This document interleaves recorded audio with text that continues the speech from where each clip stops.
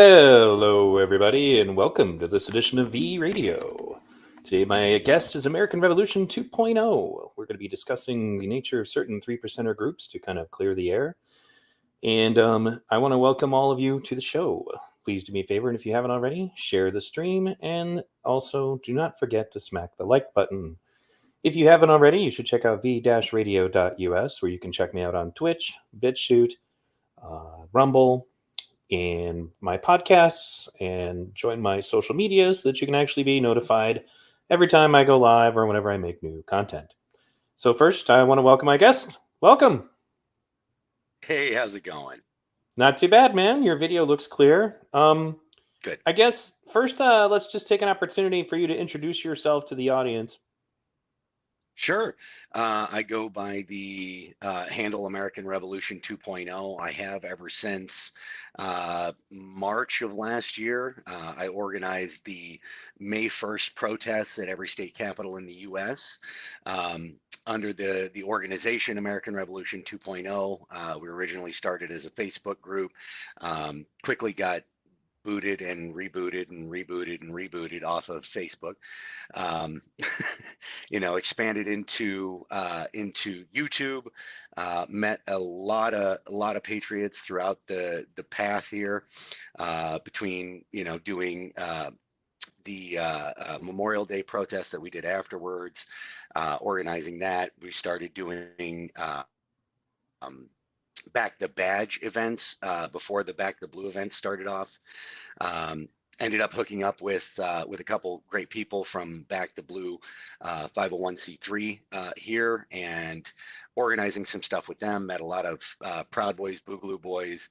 Along the way, I ended up becoming the owner of mymilitia.com website, and really started getting into the militia movements. And that was how I made a lot of the connections with different militia leaders, Proud Boys, Boogaloo Boys, and all of that. So, I've had quite a bit of experience, and most of it pretty in depth with a lot of these groups. Okay. Well, one of the things that I tell everybody in the description is that I'm planning on bringing on more and more people that I don't necessarily agree about everything with.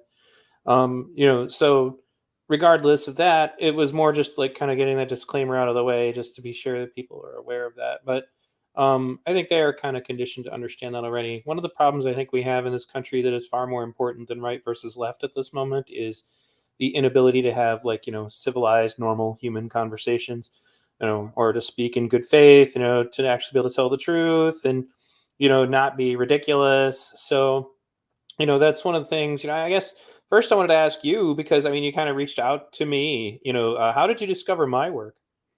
I Funny thing, I had run into Kevin Glowicki, Never Stop Voices on January 5th. Right. He just rolled up on me sitting in my truck in the middle of the daytime, just kind of watching, what was going on, making sure everything was peaceful down there at the courthouse. It was supposed to be one of Rittenhouse's hearing dates. There was a lot of rumor mill about Antifa, BLM movement, as they like to call themselves now, the unaffiliated but follow the same nonsense groups. Um, and there was a lot of rumor about them being out there and causing trouble that day. So me and quite a few people with various groups that I am connected with, showed up there just to make sure things were peaceful. Nobody was open carrying, nobody looked like military or anything. We were all plain clothed, just hanging out. And he rolled up on my truck, uh, uh, screaming and acting the fool. And I just kind of blew him off for the first like 5 minutes. And then finally I rolled down my window, I gave him some shit. And then eventually we got to talking, and um, found out, some of his views aren't as bad as some of the furthest left extremists, but so there might be some area to be able to talk with him. So I kind of kept tabs on him, and then there was a video not too long ago about what was his name, the Minnesota BLM guy who was saying they had people in the courthouse taking pictures during Rittenhouse, and I saw you just going at it in there. Um, I assumed you had to be a right wing antagonist with how hard you were going at him. So I Right. went and checked out your channel, and I'm like, wait a minute, no, this guy really isn't. Right. He's just not as insane left as a lot of the people I've been running into. So we started chatting on YouTube, on Twitter, different things, and then it kind of led to this. Yeah, I think largely what the problem is that the current version of the left is nuts. And I think that's unfortunate. Not that the right is like perfectly sane in all of its chapters. I mean, I think the crazy wing might be the QAnon types or something. I haven't been able to look very closely into that, but it's Oh it's yeah. largely it's largely that how would I put it? It basically, even before this, like towards the middle of the Occupy movement, there was a moment when the woke stuff started to take hold, and it was strategically, if I remember correctly, bad because that was actually also when the Tea Party was starting to make overtures to the Occupy movement about the possibility of working together on certain things, like the fact that we basically agreed that the bank bailout was bullshit, and that there was all kinds of things we had in common, like for the most part both anti-war, and against the war in Iraq, so it was like, and then that gets derailed because of all this nonsense, about like we went from like one unified tribe to suddenly, like you used to say, we are the 99%, and then it became, well, the 20% and the 15%. And because we got divided into all these groups, and it became about how many different oppressed like titles for yourself can you take on. And it wasn't just about making sure that people with all these oppressed titles, like let's say, well, he's black and he's gay and he's this, like it was also that it started to determine whether or not your point was even considered to be valid. Like, it's famous, you hear it all the time now, white people don't get to tell black people how to protest, as if there's a different set of sociological rules, like for the other race. And I'm like, that's not how it works. And the funny thing is that the person that I'm arguing from, would be Martin Luther King or Gandhi, or actually successful and competent activists. What you guys are doing, is basically, and I'm obviously not talking about you, this is my conversations with these idiots, but like Antifa, and then there was an organization called BAM, which stands for By Any Means Necessary, where they were both trying to get the Occupy movement to become violent like them, and we tolerated them because Occupy was initially, anyway, kind of a melding pot. But none of us were on board. And anytime something like that happened, like Antifa would follow us around at our peaceful protests and throw bricks through windows and stuff like that, and then we'd have to do press conferences to say that's not us. We don't, we don't condone that. We don't endorse that. But they don't do that anymore.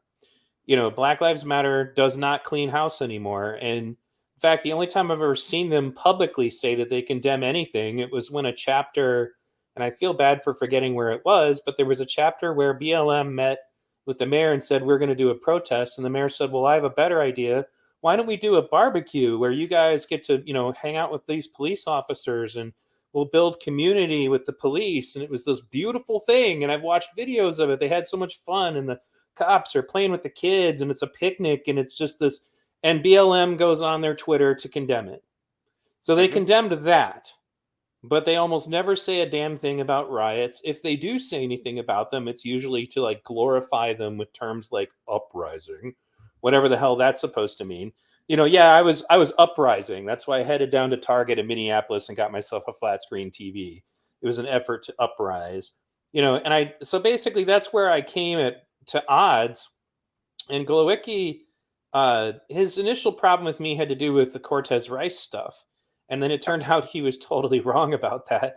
And he was really wrong about that. And now that guy's finally in jail. I just did a breaking news little segment about that clumsily, because the first time I did it, I didn't realize that I had stereo mix enabled instead of my microphone, so nobody could hear me. But the second time around, it came out okay. But the point is that there's a lot of really dumb activism being done in the name of the left right now, and I think that the reason that it's working, I don't want to say it's working. The reason they think it's working is because they're just being allowed to just talk about, to do whatever, and then there's never any, there's no consequences. Like they're in they go through these revolving doors of getting in and out of jail, sometimes within hours.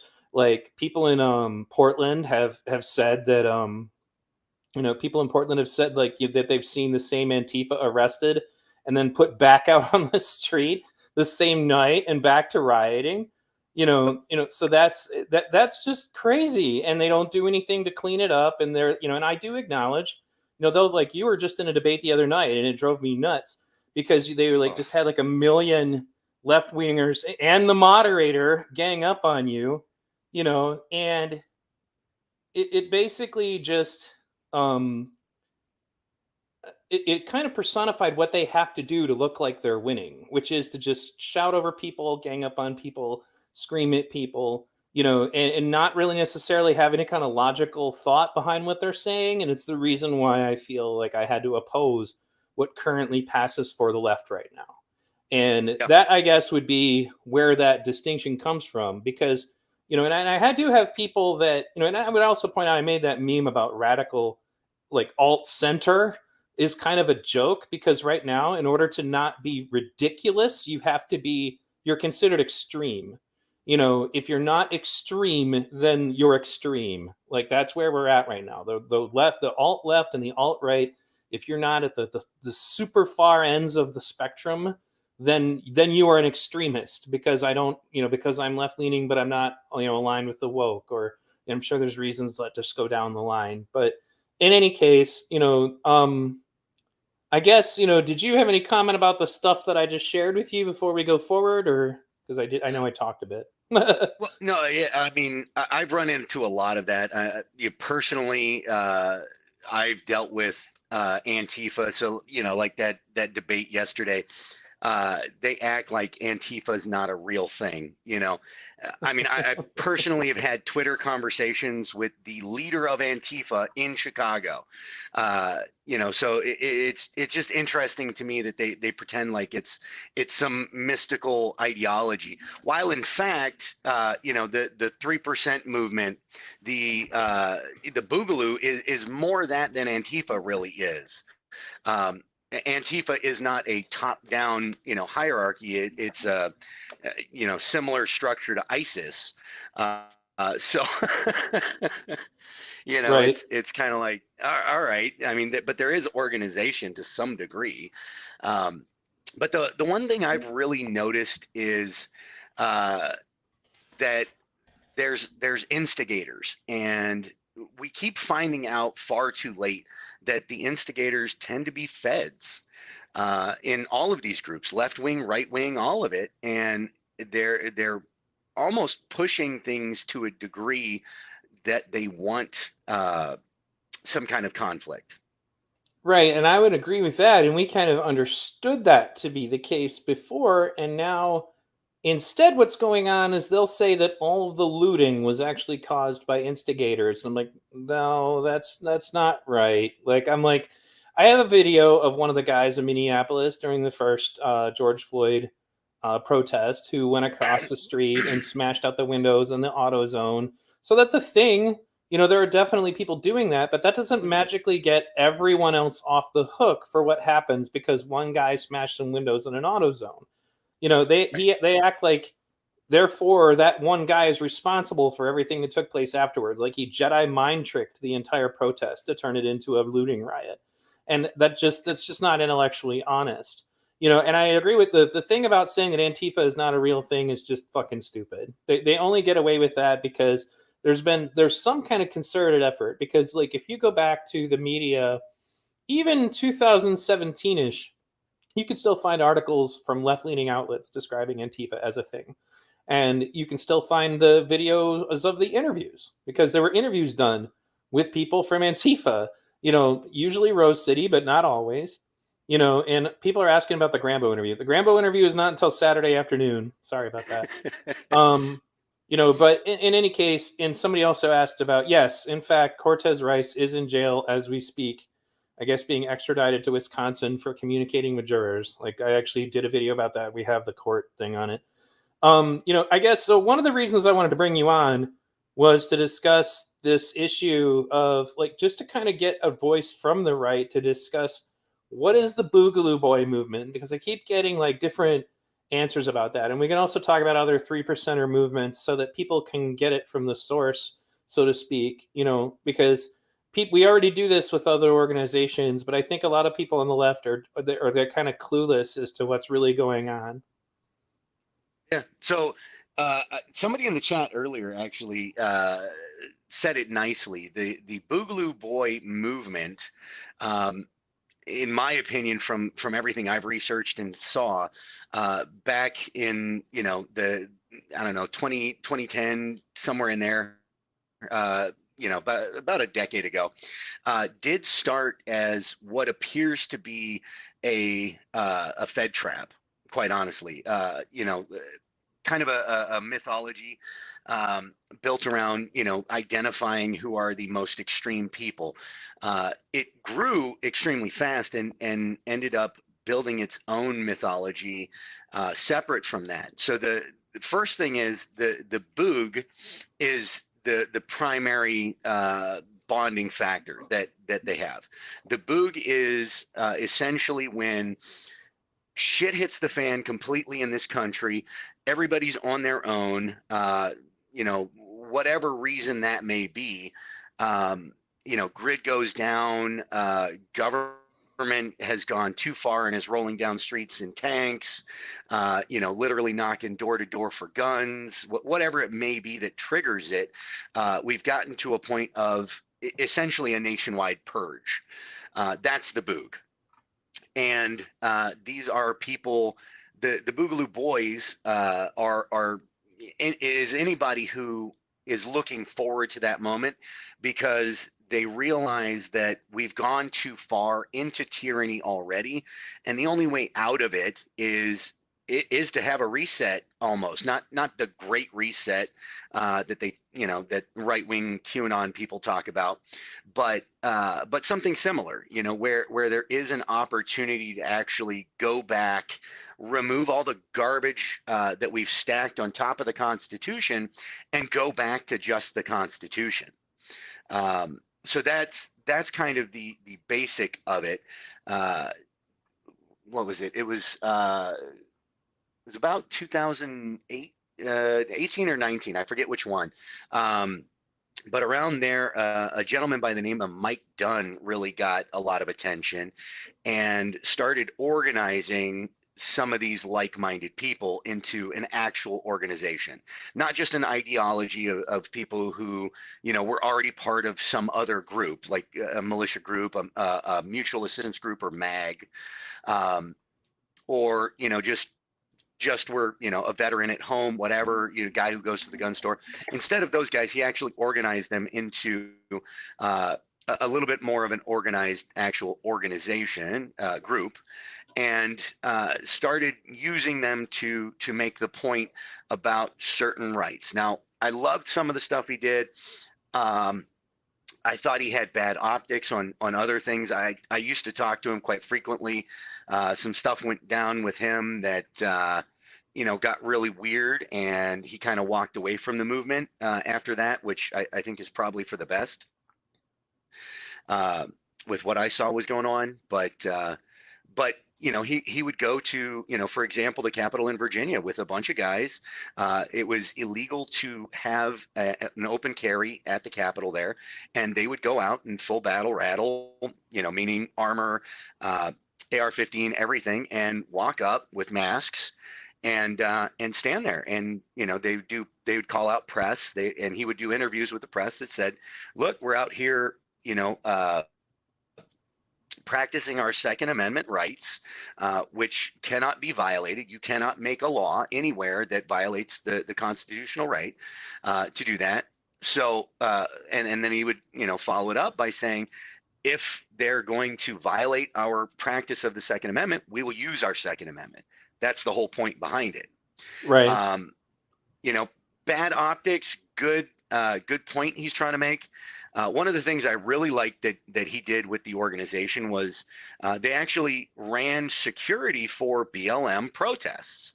Uh, he would call up different BLM organizations and say, "Look, we're not pro police either.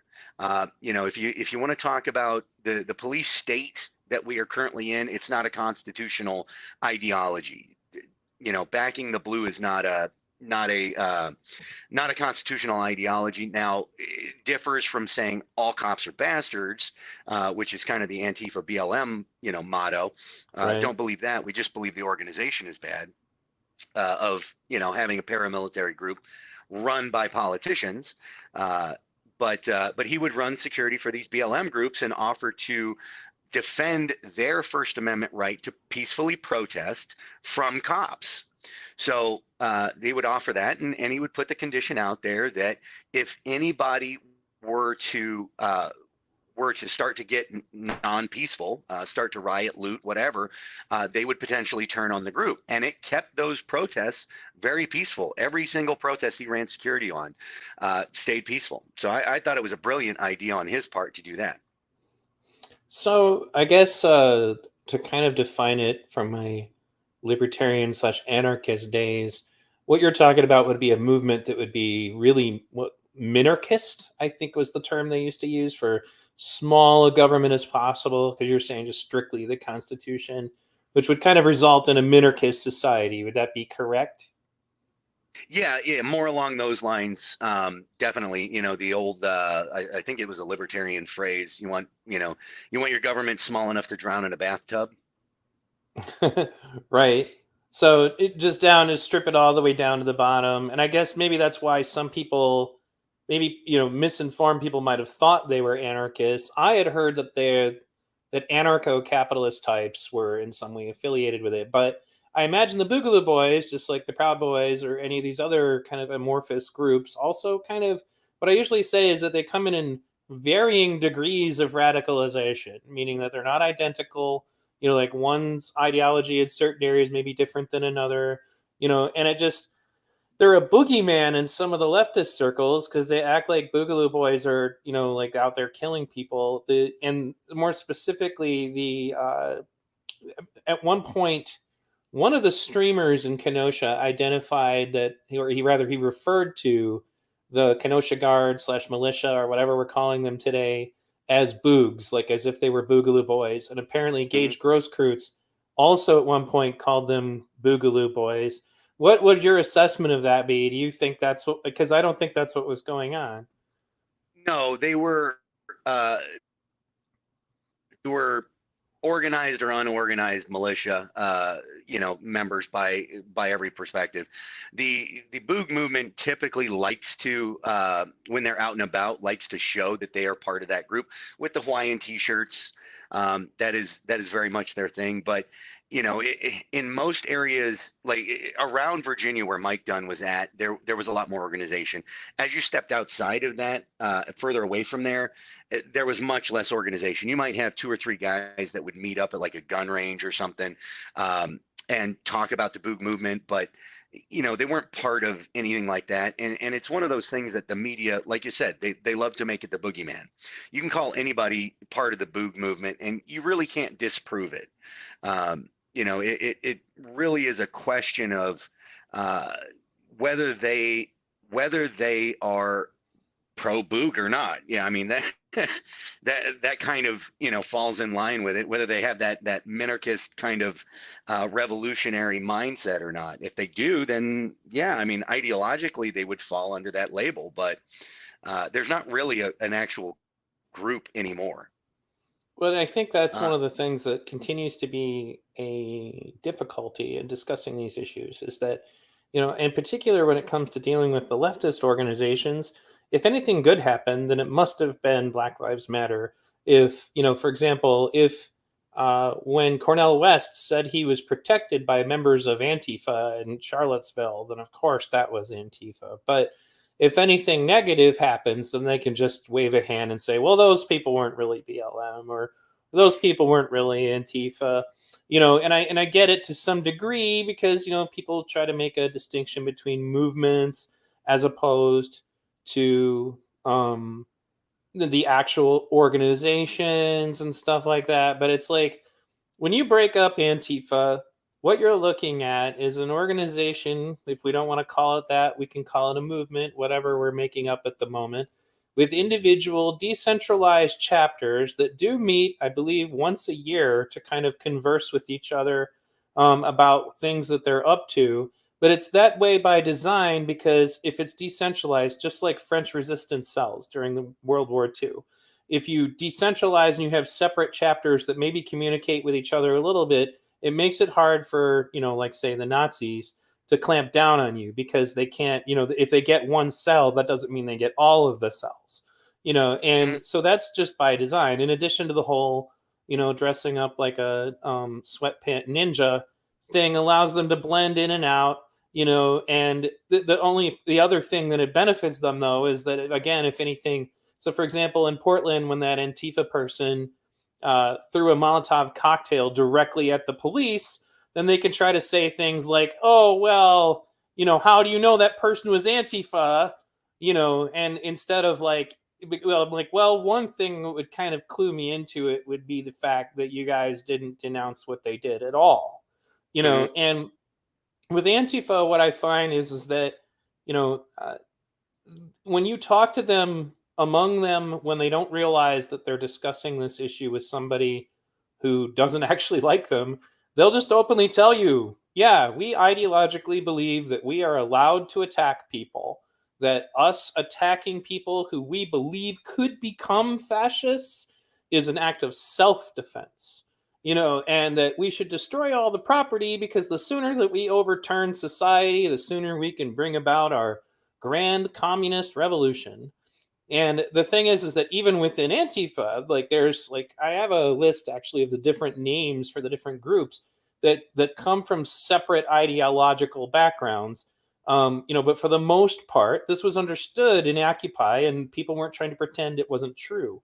Nowadays, in many Mhm. groups, if you post that Antifa was primarily communist, you'll get a bunch of laugh reacts on Facebook, like that's the most preposterous thing they've ever heard. When the reality is that the majority of Antifa are communists. Whether or not they're that this is the part that irks me that I can't get a good answer on is why in the hell would anarcho communists be hanging out with people who are flying Stalin flags, or Mao flags? Because though that's authoritarian communists, that's tankies, and the tankies colluded with Hitler to murder the anarcho communists in Spain during the Spanish Revolution.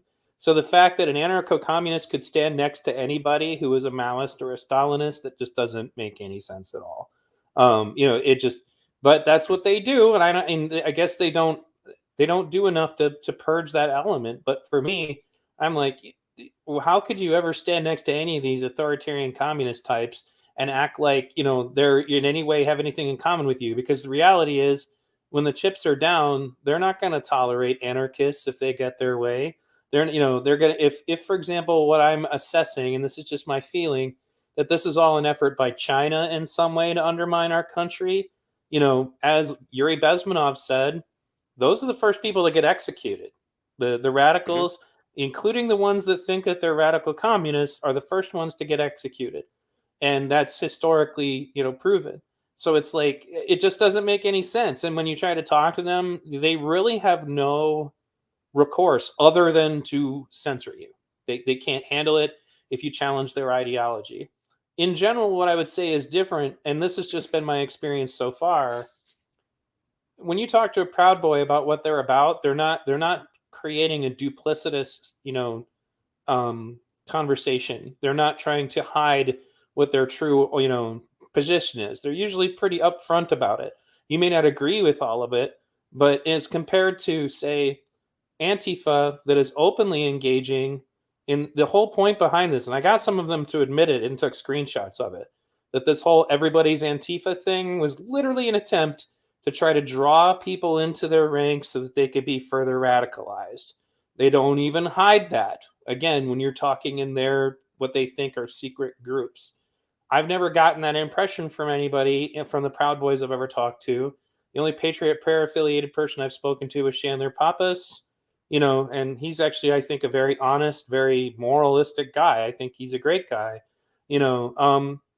But I guess, in any case, you said that there were other 3%er groups, so I guess go ahead and give an overall view of what you think you would like to clear up in in perhaps the audience perception of some of these right leaning groups and their role when it comes to activism.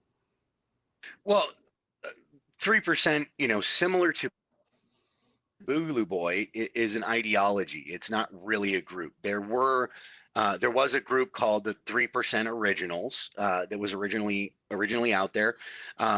They essentially were a merchandise and like a club you could join. You pay your dues. It wasn't a militia. You got little card, a patch, whatever, and you could call yourself a 3%er. But it essentially was a merchandising group, and that's what they were after is selling merch. But the again, the mythology of the 3%, which essentially means back in the Revolutionary War, we had over 11 years that the Revolutionary War took place. Officially, we had 3% of the population total fought. So they added up all the numbers of people in militias and in active military, and it added up to 3% of the population. So the idea is that 3% of the population will stand up and fight tyranny when the time comes. Now, of course, everybody wants the hero ideology. Everybody wants to think of themselves as a hero. So a lot of people on the right like to identify with 3%. So what happens is you get local militia groups. There's one in here in Illinois, and they slap the 3% in their name. There was a large group based out of Georgia that kind of fell apart because the leader got drunk and said some dumb shit one night, and but they had 3% in their name. There are groups out of Mississippi, out of Wisconsin that they just throw the 3% in their name because it's this cool ideology. And when it comes down to it, none of them talk to each other. None of them are organized. They are small organizations themselves, but they are not part of a bigger organization. They like the ideology of the 3%. So um, that's the idea. And oh Jesus, Kevin's actually in your chat stream. Sorry. I'm just ignoring him. Go on. Yeah, I saw it pop up and but anyway, Mm-hmm. So you had 3% of the population that was actually willing to stand up for the rest of the population. You had a lot of people back then that didn't want to do anything, and that's the idea that of the 97 other percent that were there, half of them just wanted to sit at home and do nothing. The other half actually became British sympathizers. So when you've got that going on, who can you depend on to actually do what needs to be done? And that's again where the ideology comes in. So of course everybody wants to think of themselves that way. Right. They want to think they're the guy who would go protect the maiden when she's in distress. So it just kind of amounts to, at that point, it's just I'm showing my support for an ideology. I mean, like, so for example, maybe in the 60s, people might have had a peace symbol. That doesn't Mhm. necessarily mean they're affiliated with anything specific. It's kind of a significator that we're all anti-war. It doesn't, it doesn't necessarily mean a membership of a specific organization. It's just kind of a point of view. Does that sound correct?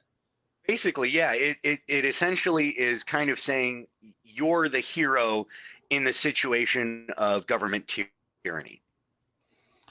And okay, and it's interesting that you pointed out, that the Boogaloo movement provided security to certain Black Lives Matter protests, and I remember seeing that. I guess the problem I'm having now is that why do people have so much distorted information about this group? Like, it because generally among the left now, it's like if you get associated with the Boogaloo Boys, then you run into all kinds of problems. Like that's what happened to Jimmy Dore. Like he brought on a Boogaloo Boy, and he kept looking at the screen like, wow, I actually kind of like this guy. And Jesus, he took enormous shit for that. And it's like, I listened to it, Um, And so I most of the guess, militias absolutely hated the Boogaloo Boys because the rumor was that they were supporting Black Lives Matter.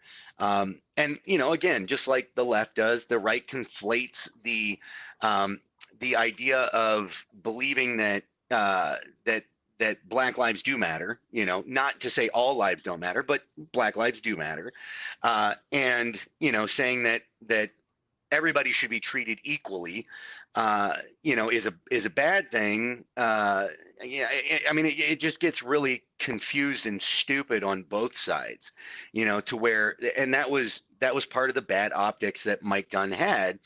Is he's trying to essentially recruit and get more right wing people, but he's getting a horrible reputation amongst the right wing community as being a BLM supporter. So they think he's on the wrong side. He couldn't really explain himself very well, and he wasn't given the chance to.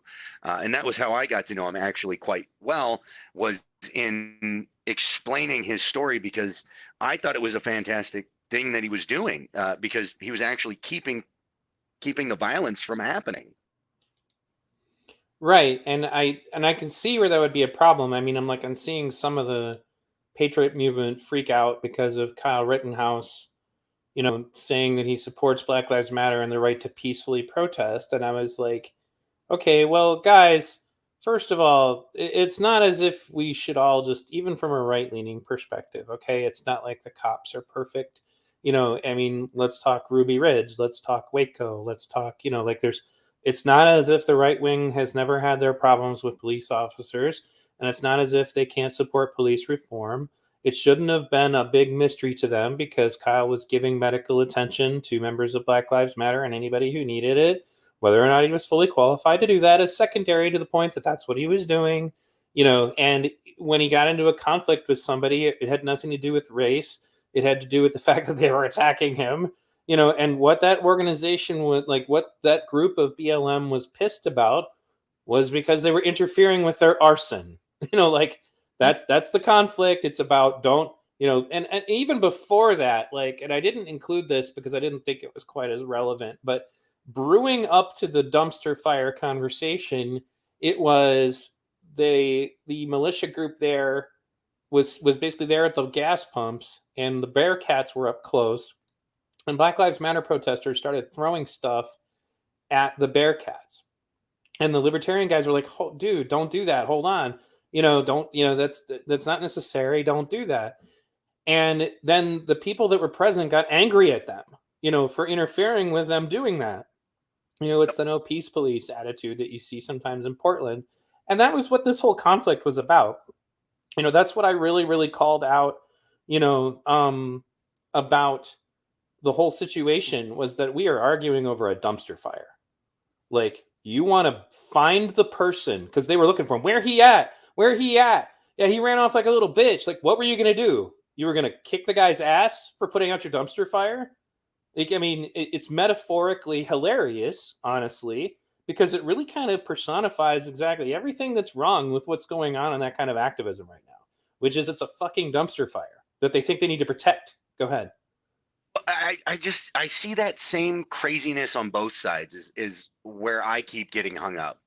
We both talked to Villain Report. Yeah, great guy. Yeah, I love him.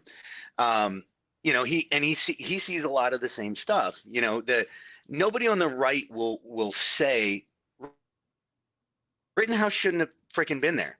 If he really wanted to go there, to well, nobody on the right is an exaggeration, but most people don't want to go down that conversation point of he shouldn't have been there. He was a 17-year-old kid. He shouldn't have been there. Um, if he was going to help people with medical assistance, he shouldn't have had an AR-15. He shouldn't have been dressed in military-ish garb. That you're going to attract negative attention. You could have gone in just regular civvy clothes with a high vis vest on, and you would have been just fine. Nobody would have bothered you. But he's a 17-year-old kid and was not experienced enough in life or in these kind of situations to make those kinds of decisions. So the ones I hold liable for that are actually the other people in his group, and most I hold them liable for the fact that they had him at that other car lot by himself. I I, I think those people need to be put on civil trial for making the decisions that they did that put him in that situation. Now, that being said, the left won't admit typically when at least in the conversations I've had that you have to be a psychopath to have chased down anyone with an AR-15. You are either homicidal or suicidal. That is it. That is the only reason to do that. And you know, it's just weird when you can see both sides of it, and you're looking at both sides ignoring the clear wrongnesses in their own argument. Yeah, and I know, like my view on it is that I've often said I'm not saying that I think Kyle was wise for doing what he was doing, but doing what he was doing did not somehow mean it was okay to beat him to death. And I would Right. question whether or not he would have been safe, but like at the same time, like meaning if he wasn't armed. But I made the decision that if I'm ever going to these damn things again, I'm never going to be unarmed because if you remember, it was like maybe what a week before that Drew Hernandez with his secret camera captured that guy getting soccer kicked in the side of the head in Portland. That's after they brutally beat him for a good 10 minutes. And he wasn't doing anything. He was literally just he was doing exactly what I think these left wingers, in this situation would just salivate at the idea of what if everybody they disagreed with just laid there like that guy did for Marquis Love and just let them beat the shit out of them. Because I know that's what was going on in my head, and that's exactly. And it's funny is that Drew, like they challenged him and said, "You're taking that out of context." Like the Intercept did a fucking hack job on this, and he's like, "Okay, fine. You want the whole video? Here's the whole video. Here's Black Lives Matter security, identified as Black Lives Matter security, patrolling the streets looking for white people to attack and telling them we're here for Black Lives Matter. Fuck these white cunts." Like Mhm. putting that in full context. They were just walking around beating people up. And that's when I decided if I'm ever going to one of these things again, which being disabled, I don't think that'll ever happen anyway, but I'm not going to be unarmed. And Yep. that's why I could get it. The problem, like, I think he made the valid point is like the reason I had to take an AR-15 was that it just happened to be the only thing I legally could have been carrying at my age. And that tended to work Right. out. Do I think that that's ideal? No. But it doesn't change the fact that I think where the problem runs is that the chronology of wrongdoing for the left seems to begin at the people like who were reacting to them rioting, Mhm. like not with the rioters, not with what took place the night before, not with destroying property, not with like that old man that they knocked unconscious and broke his jaw. Like they seem to think like all the wrongdoing started when the armed people who had enough showed up. Like, and that's where we run into a problem. And that's why I say, well, yeah, nobody should have been there. It's a riot. You know, that's what I Right. told Lid Wood when I had him on. I was like, he's like, he laughed. He's like, that's an excellent point. And then Wendy Yeah. Rittenhouse said it later too. Nobody should have been there. Yeah. It just so we could go with that, but they tend to absolve themselves of their responsibility on it. Like if you discuss it with them, for them, they don't want to take any kind of like responsibility for the fact that not enough was done by the activists in question to prevent the necessity of people showing up with firearms to protect property. Yeah. I and I don't know. I was there. I was there the night before Oh, that okay. took place. I actually missed that night. I was let's see. I think I was there Sunday, Monday, and then that I believe happened on Tuesday, and then I was back on Wednesday. I think that was the order of it. I know I missed. The only night I missed was the night was this whole thing with Rittenhouse happened. Um, Lucky but you. yeah, I know. I'm like, dude, of all the nights, I mean, good and bad. I'm a live streamer at that point, so I didn't get the notoriety of like CJTV and all this stuff, uh, but I mean, looking at it afterwards, I didn't want to have to miss, work and family time to be on that, be a witness and stuff either. So, So works out nicely. Right. Plus, hell, who knows? Stray bullet, whatever, or who knows what happens? Change things up just a little bit, butterfly effect. Um, but it was crazy, man, out there, and you know, just watching, this, it's odd. People bitch that, the cops didn't do enough. From the left, I've heard this argument: the cops didn't do enough. What are the cops supposed to do? You guys are literally breaking stuff, running down alleyways to break into buildings and try to light shit on fire. Like, they're busy just trying to clean up after you and defending the firefighters that are out there. I mean, I was walked around. I've got video of all this. The Right. cops are literally just positioned at the firefighters' trucks, defending them, making sure that the group doesn't come back and try to attack them. I mean, you've got, Louisville. I was out there when the Breonna Taylor, the policeman's verdict came back, whether they were going to charge him or not, and out there, two cops were shot within, I think it was like the first 2 hours of that verdict being announced, right in broad daylight. So, I mean, what are these cops supposed to do? I mean, I get they get a paycheck to be, whatever, to have more power and have more responsibility in our communities. But at the end of the day, they're still just dudes. Like, they got families that they want to go home to. Right. Well, yeah, and never mind the fact that the citizens knocked a cop out with a brick. Like Yeah. that's and I agree to some extent. The thing is, and I've had the same argument with people before. Is that okay? So it's the cops. The cops didn't do enough. So then I play the video of a protester with an AR-15 squaring up with a bearcat, and then like lining up with the doorway, waiting for them to pop out in low ready stance, and I'm like, and then there were multiple people with firearms out there. Like that was the state of things before the militia people even showed up. And Mhm. and they don't tend to talk about that. In fact, in the common parlance, you would think that this was a peaceful protest before those people showed up and everything was fine. And that's just bullshit. That's why I keep playing that clip, and people are like, shit, I didn't know about that. I was like, yeah, there's two dudes with AR-15s. One of them is literally maneuvering himself around the Bearcat like he thinks he's going to pop off cops if they come out. And then as the Bearcat's driving away, his dumbass fires rounds at it.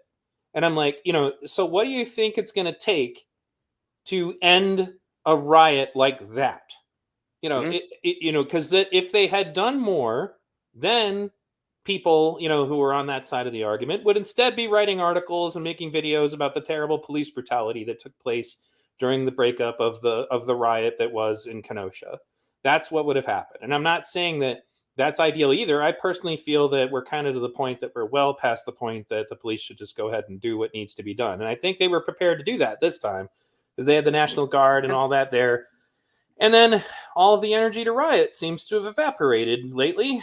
Um, Antifa, for example, tried to gather enough numbers in LA. And the reason I use LA is because it wouldn't have been the weather at that point. It's not cold. And they couldn't get even like 20 people. So they just quit. They put out all these flyers and acted like they were going to be big and bad and they were going to attack people in LA. And then just not enough people showed up. And I think that a good part of that is because I actually did a video about this. A lot of the main Antifa accounts were talking about how what happened with Rittenhouse changes the entire situation now because now they know that they might actually get shot by somebody defending themselves when they walk up and bike lock them, let alone the firearm usage. Like, I still remember, and I never heard anything about it afterwards. There's a video in Portland with like 4 different Antifa people having a gunfight with that guy who was hiding behind a mailbox or something. And then he got arrested and nobody else did, which makes you go, I wonder what's going on here. So, Yeah. but regardless, I guess when it comes to situations like, let's say, I mean, I guess what would the Boogaloo Boys' positions be then, specifically when it comes to riots and the destruction of private property? Would they oppose that? Yeah, I mean, in the general uh, belief system of, the Constitution as is my personal interpretation of if we were to go back that way, because I do carry personally similar beliefs of we need to cut it back to just the Constitution. Um, the police, it's not their job. We should not have police forces. The job of security is the citizens themselves. And similar to my video, like I'm out there interviewing shop owners out there, watching their businesses burn, watching their friends' businesses burn, and doing nothing about it. I mean, granted, there's 3 or 4 of them out there, but why are there only 3 or 4 of them out there? That whole city should have been out there. And later on, a few nights later, actually, I think the night after the Rittenhouse stuff, ended up running into a large group from the neighborhood. One dude had like a Braveheart sword. One guy had an AR and I think a pistol on him. Somebody else had like a baseball bat, and they were out there waiting for BLM to come down the alleyways, and they were going to handle it themselves. And that's where we should be. Like if BLM, Antifa, or any group that wants to cause havoc and mayhem in a city were deathly afraid that the citizens were going to take care of business, they wouldn't do it. Right. No, I and mean, I that's agree with that's the end of the yeah, story. and that's what they're upset about. Like Hmm. that's the part of this that they don't ever want to say out loud, is that they don't want their right to destroy cities if they take a mind to it to in any way be any way interfered with. That was clear during the dumpster fire argument.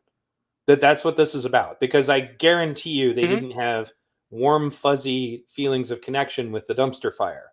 It was the principle of the thing, which to them was, how dare you interfere with us attempting to destroy Kenosha. Like, that's what this is about. They didn't have the monopoly on Yeah. force anymore. And the reason they don't want, individual citizens to be armed is that, I still strongly believe, assessing the energy of the crowds in question, that if those men weren't armed, they were outnumbered probably 3 or 4 to 1. That crowd probably would have just walked up and started beating the shit out of those guys if they didn't have rifles. Hmm. You know, Right. and especially just the insanity. Like, I remember there's a black girl, big black girl, and I keep laughing at her, like, because there's a moment in which she's something saying like, all love you, everybody want a muffin." Like, I know that's not what she said, but that's what I remember. But she was like, "What are you doing? Are you with us? Are you with us?" And at one point, like, somebody from the crowd threw a flag at one of the guys with a rifle. I'm like, "What are you doing?" And she's like, "What are you gonna do? Like, what are you gonna do about it?" Like, the whole energy of the situation was, we're going to continue going back to destroying businesses and wreaking havoc in the city. Don't interfere with that. Like, or Hmm. take that girl who was like, "Protect your property, not the streets. Protect your Yeah. property, not the streets." Like, they should just be allowed to destroy anything that's not on someone's property.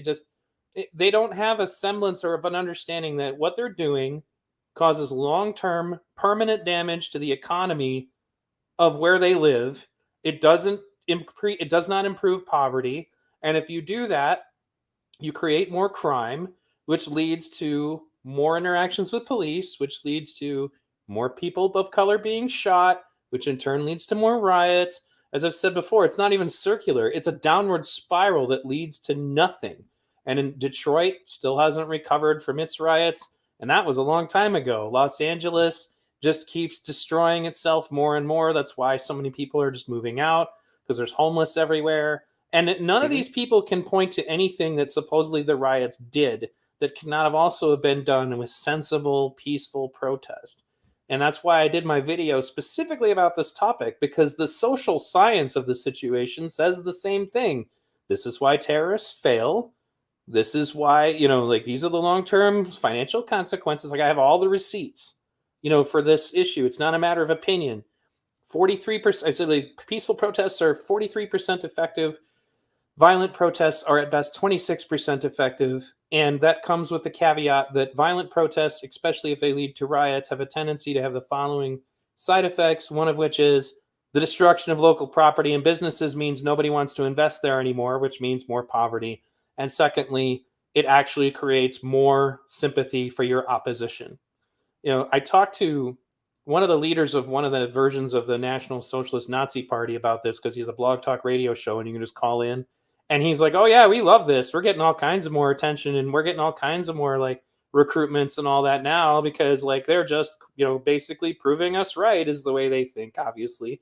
That racists are correct. It's like, see, we've been telling you all this time that these guys are just animals, and like they just need to get them out of the country. Like, this is what happens in the mindset of these people, is that you're basically just emboldening racism. You're not solving it. Nobody's going to stop thinking of people of color as being violent criminals by activists who are people of color going out and being violent criminals. It doesn't solve Right. anything. And I guess it's important that I wish basically people could start thinking critically about this, and they really can't.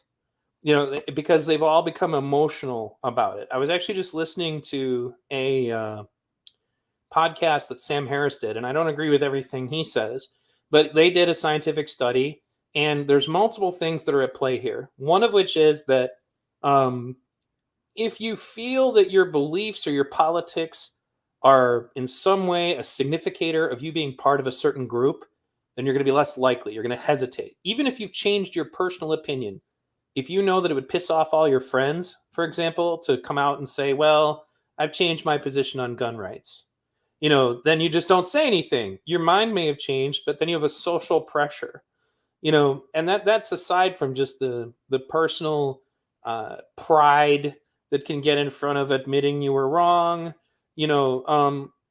And in some cases, people, like, especially if it's become religious, then they protect it no matter what you show them. And that comes back to what Yuri Bezmenov said about demoralization, destabilization, is Yep. that you will get to a point where you can expose them to very real information and it won't matter. And that, Like I that. mean, that's my favorite quote from The Matrix as well. They're so embedded in the system, so dependent on it, that you can't free them. They are the enemy, even though they are the same minds you're trying to free. Right. So I'm answering You know, people in you chat. I'm being restreamed to multiple Twitches, and somebody asked if I am Villain. No, I am not Villain Report. I have interviewed Villain Report, but I am not Villain Report. you guys' voices Anyway, are close, though. I gotta say, well, it's they're interesting not because exact, but they are close. he can go around and like still get involved in stuff like this. Although I guess they've targeted him a lot now. But nope, Well, the I left can't go does. out and do that stuff anymore. Yeah. I'd end up being the next Kyle Rittenhouse. I just, especially since I work closely with Mary Todd, who like makes a career out of exposing Antifa on a very deep level. It's never going to be safe for me to be out there again. Instead, I'll just make them scared from Yeah. the internet. So let me take a look. If anybody in the audience has questions, I would be happy to bring them up. Let me know. And I see, let's take a look at the chat. Well, Bernuski, I just made him a mod. Strategic Eyes, welcome. Strategic Eyes is awesome. You guys should have a conversation sometime. Strategic Eyes is a African American police officer. He and I just had a very good conversation about police reform. Lucifer the Doberman is here. Hello there. And a lot of my regulars are here. Yeah, Mary I'm Todd actually is trying to get blushing. Aw. Gary Lamb and Strategic Eyes to talk. No, that'd be good. I agree. I'm going to try to talk to him as well. Oh, look at this. Mary Yeah. Todd is blushing. That's right. Yeah. But you know And who's not one of the things I blushing? really like. Antifa, on the other hand, is terrified of this butterfly. Anyway, go on. One of the things I really like about Gary is, I mean, he's come from the how does Candace Owens refer to it? The plantation left. The idea that you're just supposed to be left because you're black, and you don't really know why, except the left is supposed to be taking care of black people. And he kind of woke up from that to a degree, but he's still trying to figure things out. So I like that he kind of takes people on that journey with him, as he's like discovering for himself why the left is so crazy. Right. Because we kind of take it for granted on the right, with if you get in any kind of Facebook group, Telegram group, Twitter, whatever, you're just overloaded with all this information about all the powers that be that are trying to destroy us, the Alex Jones, David Icke type type of, crazy comes at you all the time. And, you just kind of get numb to it after a while. And it's kind of interesting just to see somebody going through it, and trying to figure it out.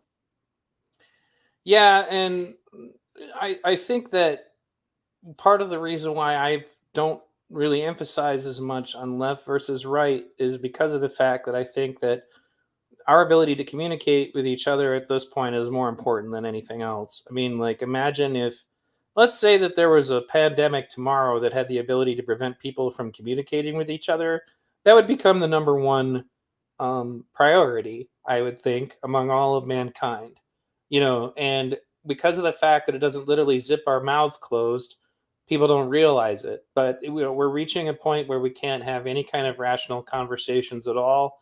These are all, again, the things that Yuri Yeah. talked about. You can't process real information, and that's how the Rittenhouse verdict is an excellent example of that. Like, how many of these people are still parroting stuff that was disproven so long ago, not even recently, long ago. Like the cross state lines thing is excellent example. In that same conversation that Sam Harris had with his guest, he brought up that there are things that can get stuck in your memory that are wrong, and then they stay there, and that seems to be where cross state lines is. you know um and that's why the focus of my work is to try to get these people talking to each other again. And a lot of my audience, I guarantee they're not going to vote the same way as me.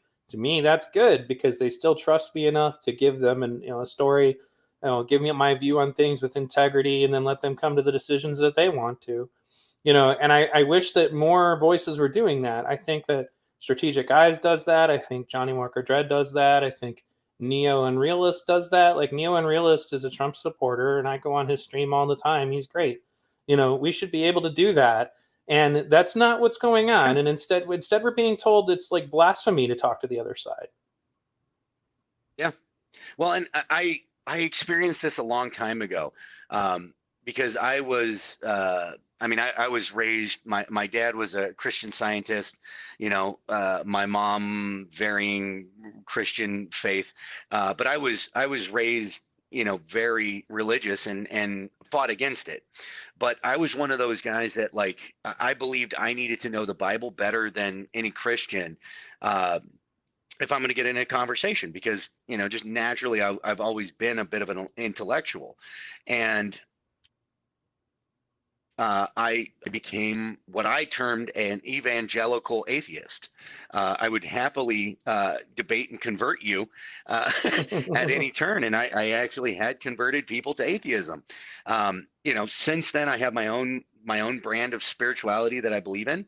Uh, I don't take anything for granted in the Bible. But what I found then was the most interesting thing is faith is the absence of knowledge.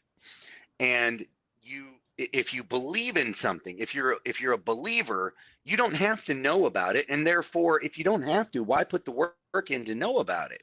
And that's what I'm seeing today. And I mentioned it on your stream, a couple days ago. I said, Kevin is a religious fanatic. His religion is the left. He doesn't know many facts at all. Can't back up most of what he says, but he believes in it wholeheartedly. And he's not alone. There are many people on the left that is the way they think. I am more than happy to expand my thinking. You had a great point. Communism actually works on a small local level, and I had never even considered that idea, and it almost blew my mind. Like, oh yeah, I mean that's like common sense, though, or at least it should be. And it just got me thinking, like, okay, well, now I have a new angle to talk with people on. And I could have new information. I'm not stuck in, no, the world is 6,000 years old and that's the only way it can be. Well, and I think that it's important to understand and to caveat that is that I compare it to the family farm. Like, we used to have a lot of these. Like, my older brother married into such a family where, mom and dad own a large parcel of land that's farmable, and then they have literally like 12 children who then go on to have a lot of children, and then that family needs like an auditorium to have a get together. They all cultivate the same land, they build houses on the same land, they work together on the same land, and then they take care of each other. And that's the kind of small scale, I guess, communism that I would refer to. There is a successful commune called Twin Oaks. I had a person who used to live there. It's been going for 30 years. I had him on my show. His name was Nexus. He did say that unfortunately wokeness has now infected Twin Oaks, so he has no idea where it'll go. But one of the major problems is that if anybody's going to understand how this works, the kids have this impression that socialism is sitting on your ass and collecting checks, and that's not it. If it's going to work, there's a lot of work involved. The crops don't plant themselves. Like you have to. So Twin Oaks has a system just of a work quota. You agree, like you get together, they have meetings, and they decide, well, you have to be able to contribute a certain amount, and if you can't, they're not going to shoot you. You just can't stay. It's just kind of Right. understood that, just like in a family, if you were in one of those family farms and you're just sitting around eating, they'd throw you out of the house. You'd have to go make your own way. And that's, I would say, the other problem that I think is important is that both the right and the left have a major misconception.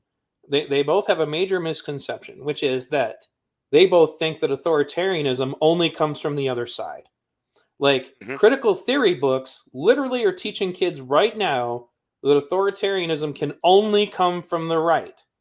you know and meanwhile, people on the right believe that communism, like they'll say, well, censorship is communism. I'm like, well, you don't have to be a communist to be involved in censorship. There are other government systems that you can have a capitalist country that's into censorship.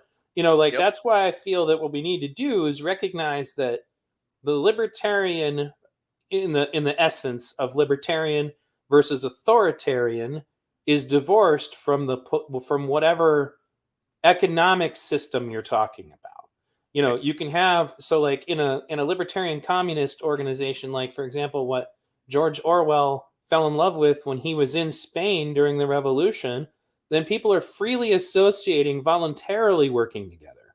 There's no like, big brother shoving you around. But as opposed to that, which is the reason why Right. Stalin helped stamp it out, then you could have an authoritarian evil dictator situation.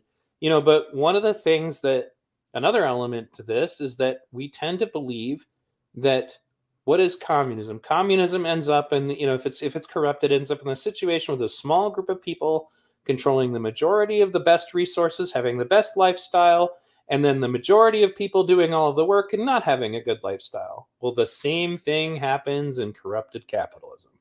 I would say Hmm. what's different is that it's a little harder to see that that's what's going on because everybody's kind of fed the American dream.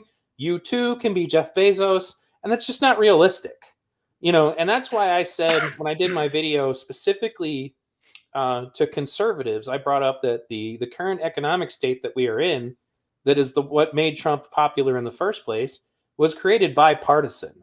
It was efforts by the Republicans and the Democrats.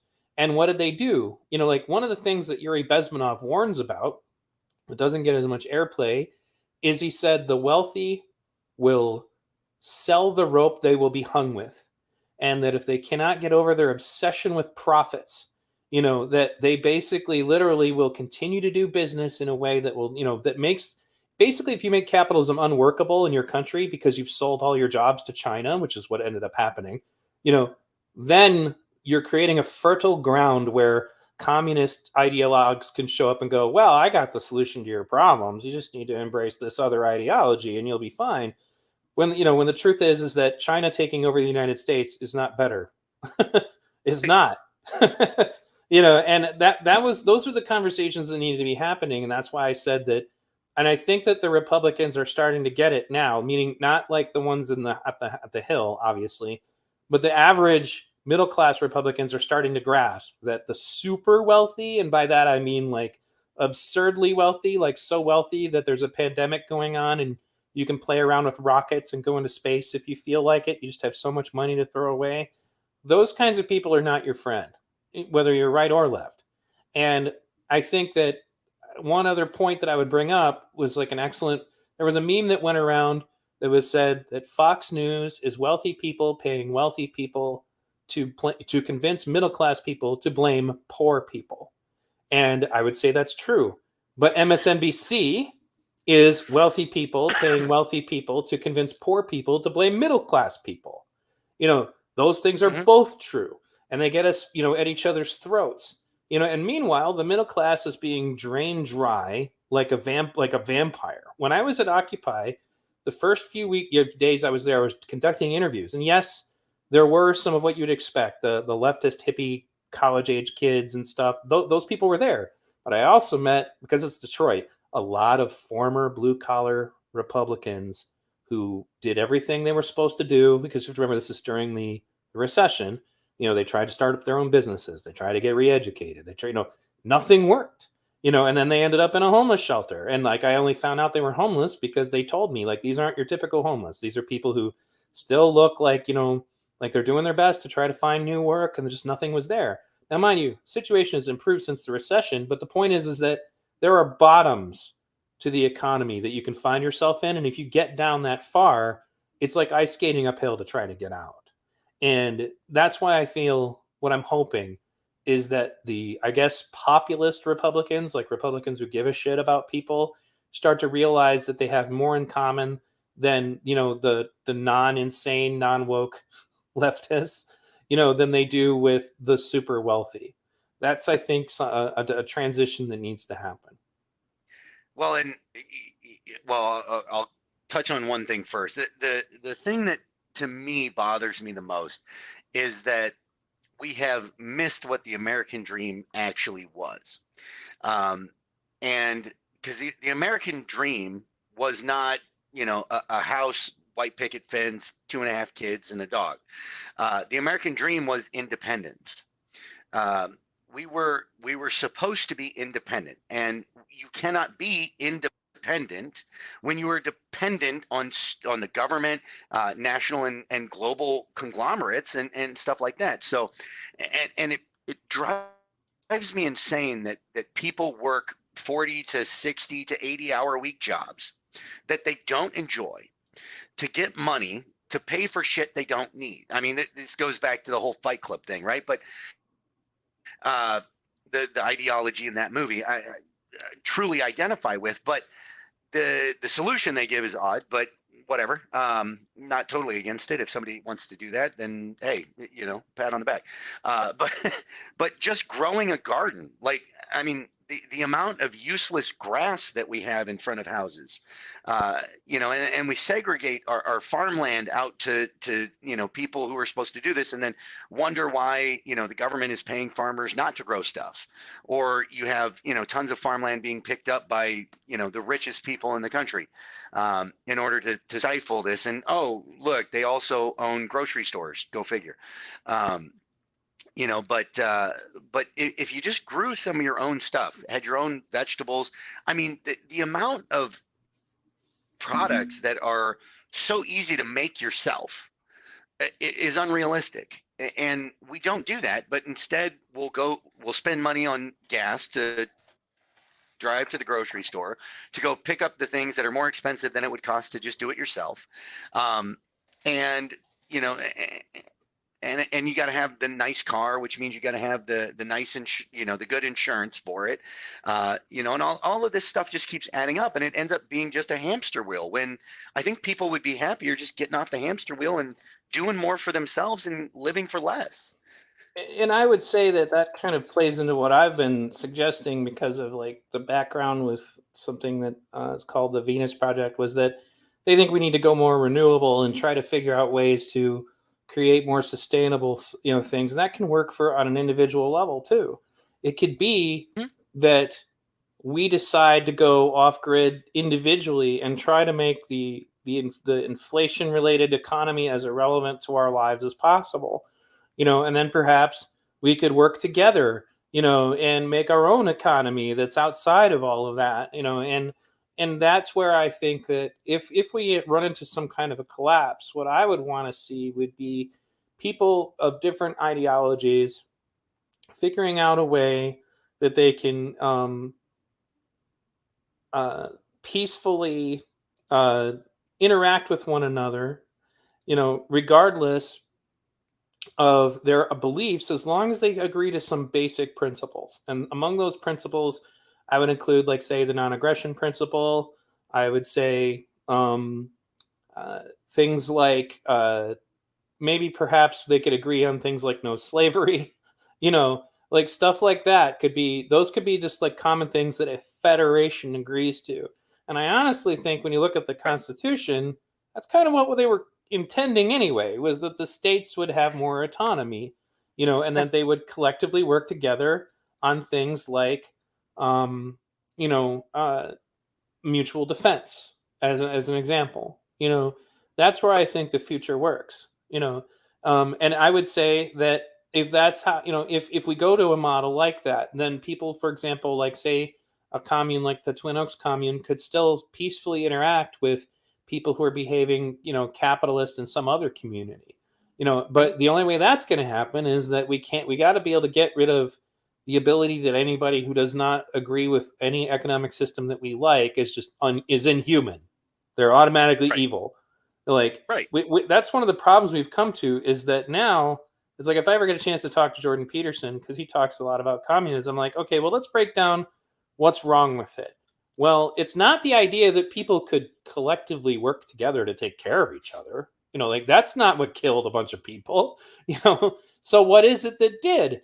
And my studies have shown that, for example, the famines and all that were caused because those idiots had identified the landowners as inhuman and evil and worthy of destruction, so they murdered them all, and then they were left with a bunch of land that they didn't know how to farm.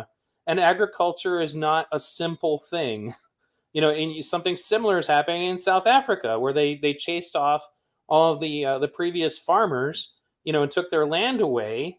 And the consequence of that was that they were left with all the land, but they didn't understand how to do agriculture. So now these African countries are in this weird situation where they're contacting the previous landowners and begging them to come back because they don't know how to manage the agriculture in their country. And something very similar to that happened in Soviet Russia.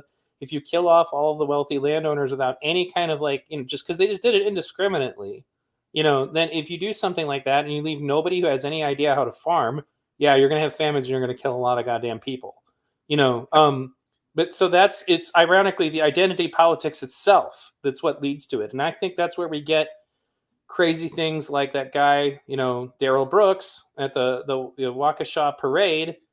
If you look at his history, he very clearly was into an awful lot of anti-white, black supremacist thinking. And you do that long enough, you get exposed to that long enough, and then you stop thinking of those people as human. And then Mhm. what? Well, then you think to yourself, I'm fleeing a domestic disturbance. I don't want to get caught by the cops. What the hell? It's just a few white people. Let me just drive right through them. And that's another thing that comes up as far as, like, what I fight against on this channel is the fact that the media is twisting narratives in such a way that it's absurd. Now it's just getting to be a joke. Like, now, like, stuff like, it wasn't we can't say that it was a black man who ran over white people at a parade. We have to say that it was caused by an SUV. You know, Yeah. and you compare that Well, I mean, to. and Alec Go ahead. Baldwin's gun fired itself. So, I mean, we just have an uprising of material objects right now. That's really what's going on in this country. We have, inanimate objects that are just killing people. Right. Yep. Right. I want to, like, address something that's here in the chat. So, I resent V Radio's baseless claims about Republicans not caring about poor people. Okay, I want to clarify the kind of Republicans I'm talking about. I don't think Mitch McConnell cares about poor people. No. I think Ron Paul does. Yep. So that those are the caveats I'm trying to make. Well, And and you, unfortunately, you do have to specify Republican politicians, that right. not the Republican Party, because people identify, and which personally I think is idiotic. You've got one of the favorite things I posted recently is you've got the left wing, right wing. It's the same bird that's feasting on the corpse of our constitutional republic, while we sit behind it praying to one wing or the other, and the bird's shitting all over us. That is probably the most uh, descriptive you can get with what's going on. And we need to stop. We need to stop praying to these gods of Republicans and Democrats. uh, it's not either you're, for me, it's either you're a constitutionalist or you're not. um, if you are, and you can be a communist constitutionalist, because all the Constitution did for us is give us the right to essentially get as close to anarchy as we possibly could, and still be defensible and try to have some control. They missed a few points, but they tried to get us as close to it as we could, where we could be free. And if you're not for freedom, then you're for tyranny. I mean, that's really the bottom line. Right, and I get that that's what they were trying to achieve, and I think an interesting point that just popped into my head as you said that is that we want to go back to the Constitution and the founding fathers and what they intended. They also didn't intend for us to have political parties. Right. No, there were 14 at the time. Right. Well, There were. and right, it just like in what was it, George Washington? Yeah, I did a video about this. In his farewell address, he was like, "Parties are not a good idea. Don't do this." And I'm paraphrasing. Obviously, I read the whole thing in the video, but his Well, point and was several he didn't founding want to see fathers it. said that two political parties was the worst possible thing we could ever turn into. Right, exactly. And they also all fled England because of fights between political parties leading to riots and assassinations. And I'm like, oh, that sounds familiar. Like because what George Washington was getting at was essentially to say that he was concerned that what you would do is you start to become good about what is good for your party as opposed to necessarily what's good for Americans. You need to like sabotage anything Hold on that. 1 second. Go ahead. Go ahead. Kevin, you're an idiot. The government didn't draft the Constitution. The people drafted the Constitution to create limits on a government that they were creating. Like, dude, no brain, man. Right. Yeah, he's had a lot to say in the chat. It's interesting. I don't talk in his chat, but Oh my God. but anyway, but what I was getting at before is that Sorry. that's why things are so messed up. Like Justin Amash, he went on Andrew Yang's podcast. Justin Amash is a former Republican who turned libertarian, and so he was like the first L we've ever had next to somebody's name in Congress. But he had to convert, and he just didn't seek re-election. And he pointed out like how messed up it is on the congressional and Senate level. He basically said, and this is when McConnell was still in charge, but he went back to way back, like when it was Paul Ryan was in charge of the House, because at the time the Republicans had it. And Paul Ryan said, okay, we're no longer going to accept any amendments from the Democrats. They can either vote for our stuff, yes or no, which breaks a lot of the system, because the whole point of having individual representatives was that, let's say there's that's something that might pass. So like, I don't know, it's some kind of new healthcare bill, but it's got some gun rights stuff in it for some reason, which, because our bills are so stupid the way they're written, and somebody might come up and offer an amendment like, look, I'm all on board with this part, but we got to get rid of this gun rights thing. It's not relevant. Like basically that used to be how the system would work. And so you'd elect your representative to try to more specifically handle your group of people's perspective. And now, instead, Paul Ryan did that, and apparently during the meeting in question, literally Justin Amash raises his hand as a Republican and says, wait a second, we really shouldn't do that, because if we ever lose the House, they're going to do it to us. And he's like, Paul Ryan in his arrogance was like, wow, that's never going to happen. Blah, blah, blah.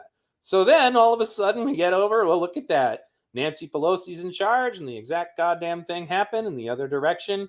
And the way that he describes it, and McConnell basically did the same thing in the Senate, was that what it amounts to is that effectively our House and our Senate are now run by one person each.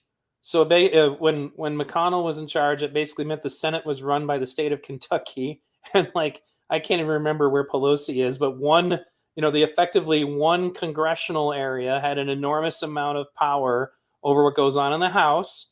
And the other thing that Justin pointed out was that, unfortunately, because that's the way it works, the congressmen and the senators like it, because now they don't have to work.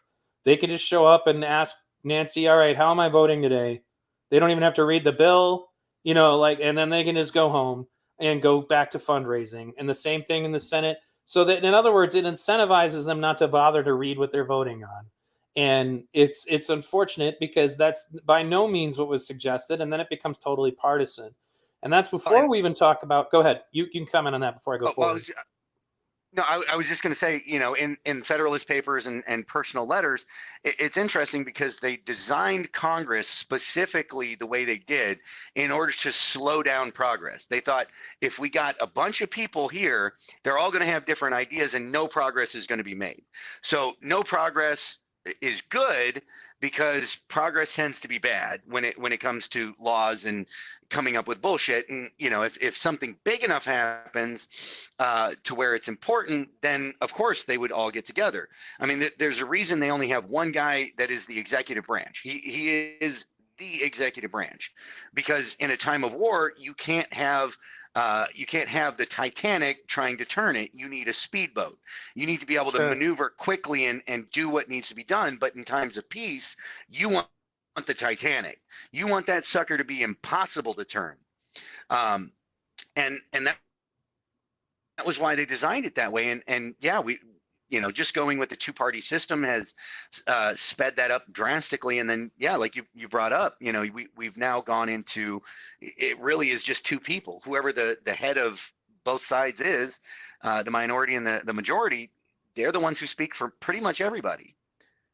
It completely destroys that, and now government is able to just pump out volume upon volume, 1,600 page documents, when the Constitution was essentially on one piece of paper and it was written at an eighth grade level back then. Right.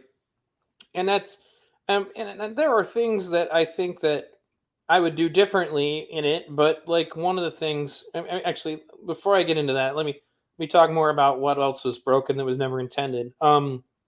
Gerrymandering, Hmm. like one of the most ridiculous practices ever.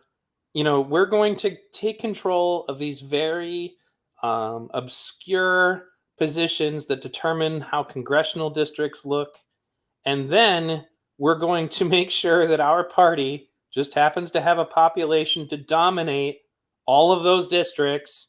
And then we draw districts up in such a way that we do it in such a way so that our opposition has less seats available in the whole state. And that's how you end up with weird situations like your state house is dominated by one party and your governor is from the other party, because it doesn't Hmm. make any sense when you look at it. I mean, it can happen, but like if your state house is dominated and utterly dominated, like say Michigan is dominated by one party, then how the hell do you end up with Governor Whitmer? Now, mind you, it doesn't help that our previous Republican governor poisoned the city of Flint and tried to pretend he didn't. And he's actually finally being prosecuted, which I hope that goes through.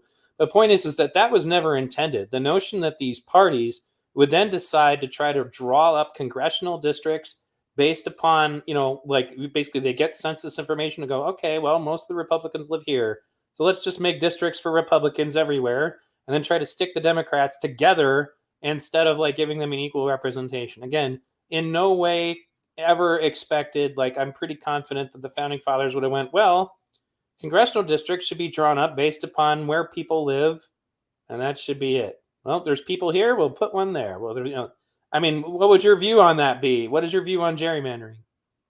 I mean, I kind of think our founding fathers thought that the states were going to run things similar to how they were running the federal level. I don't think they thought that it was going to get as corrupted. I think the simple thing is county lines, like that. County lines decide, and we have a similar electoral vote in states. That's what I think they had in mind of what they thought was going to happen. Um, when they were drafting things up, is that it was going to be the larger template for how the states would then run things. But that obviously has not been the case. Right. So you put that together with it along with things like, say, ballot access. So the Mhm. fact that the ballot access rules are made by two parties who disagree on things theoretically, but they certainly agree on other things, which is that the Democrats don't want to be competing with the Greens, And the Republicans don't want to be competing with the Libertarians or the Constitution Party. You know, what do they want? Well, they want a duopoly. It's kind of like the big three in car companies pushing out, like, say, Tucker, like forever ago. They have a vested interest in making sure that, okay, look, you and I are competing with each other, but I'm sure the rest of us would prefer that these third parties don't go anywhere. So then you have a system where, for example, whether the audience likes Bernie Sanders or not, he was a left leaning independent who had strange beliefs because he's, for example, like was, pro gun ownership. You have to be if you're going to get elected in Vermont. But he still has to run as a Democrat because he doesn't have any choice because they Yeah, have all the he's an ballot independent excess. otherwise. Right, exactly. He has no choice but to run as a Democrat because if you don't, you're not getting anywhere. Even having money, like as Ross Perot found out, is not enough. He was Hmm. able to change the energy of things, but he was not able. He didn't get a single electoral vote, despite his private fortune. And every now and then I go back because you can still watch Ross Perot's um, infomercials on YouTube. And everything he said that was going to happen when you combined Reaganomics with NAFTA, just like all of it happened. Like he called it, what was it, the giant sucking sound south, where all of our jobs were going to go when they closed down plants and opened them up in Mexico. The guy was spot on. He was, I guess, too smart for his own good at that point, and the electorate didn't figure it out either. But that's another system that was never believed. Like, I'm sure the founding fathers didn't look at that and say, yeah, and we should have this too. We should have this system where, the two parties get to control who gets ballot access and everyone else has to go crazy in order to get on the ballot. I guarantee I that's mean, not what they were thinking. well, but that goes at a bigger root problem is money in politics. Like the way it was originally designed, politicians earned per diem pay. Period. That's it. They didn't Right. get anything else. It was a civic duty because they are civil servants. They are meant to represent and work for us, the people. Um, and the second you put money into the game, of course, you're going to have a consolidation of forces in order to garner the most, and essentially you've built the gladiator games of modern day. That's what I've always felt like politics were. It's you're looking at one gladiator fighting another, and you're cheering for which one while the king sits up there and just kind of laughs at all the stupid peasants. Right. And I agree. And that's unfortunately, we created a scenario where now, and that was something, okay, and that kind of brings me to like what Senator Gravel taught me, um, was that um, there is also an element that needs to be understood that not all of the founding fathers had our best interests in mind. Right. And Jefferson fought with, I think it was Hamilton. I mean, it's been a while since I studied this stuff, but like one of the things that he pointed out was that democracy gets a bad rep, and the reason why it gets a bad rep is because they tried to ratify the Constitution a couple times, but there were too many states that, like, for example, had a high Quaker population, and the Quakers were not on board with slavery. But if you give the Quakers what they want, which would be no slavery, then the southern states are like, well, yeah, screw that. Our entire economy is based on that. We need the slaves.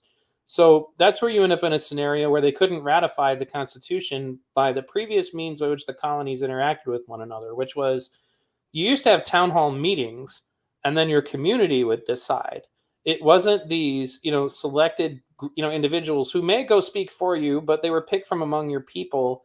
That sort of thing. We used to do all the town hall meeting stuff was how we decided everything, and everybody was discussing it face to face, a bit closer to like what you would see in the caucus system.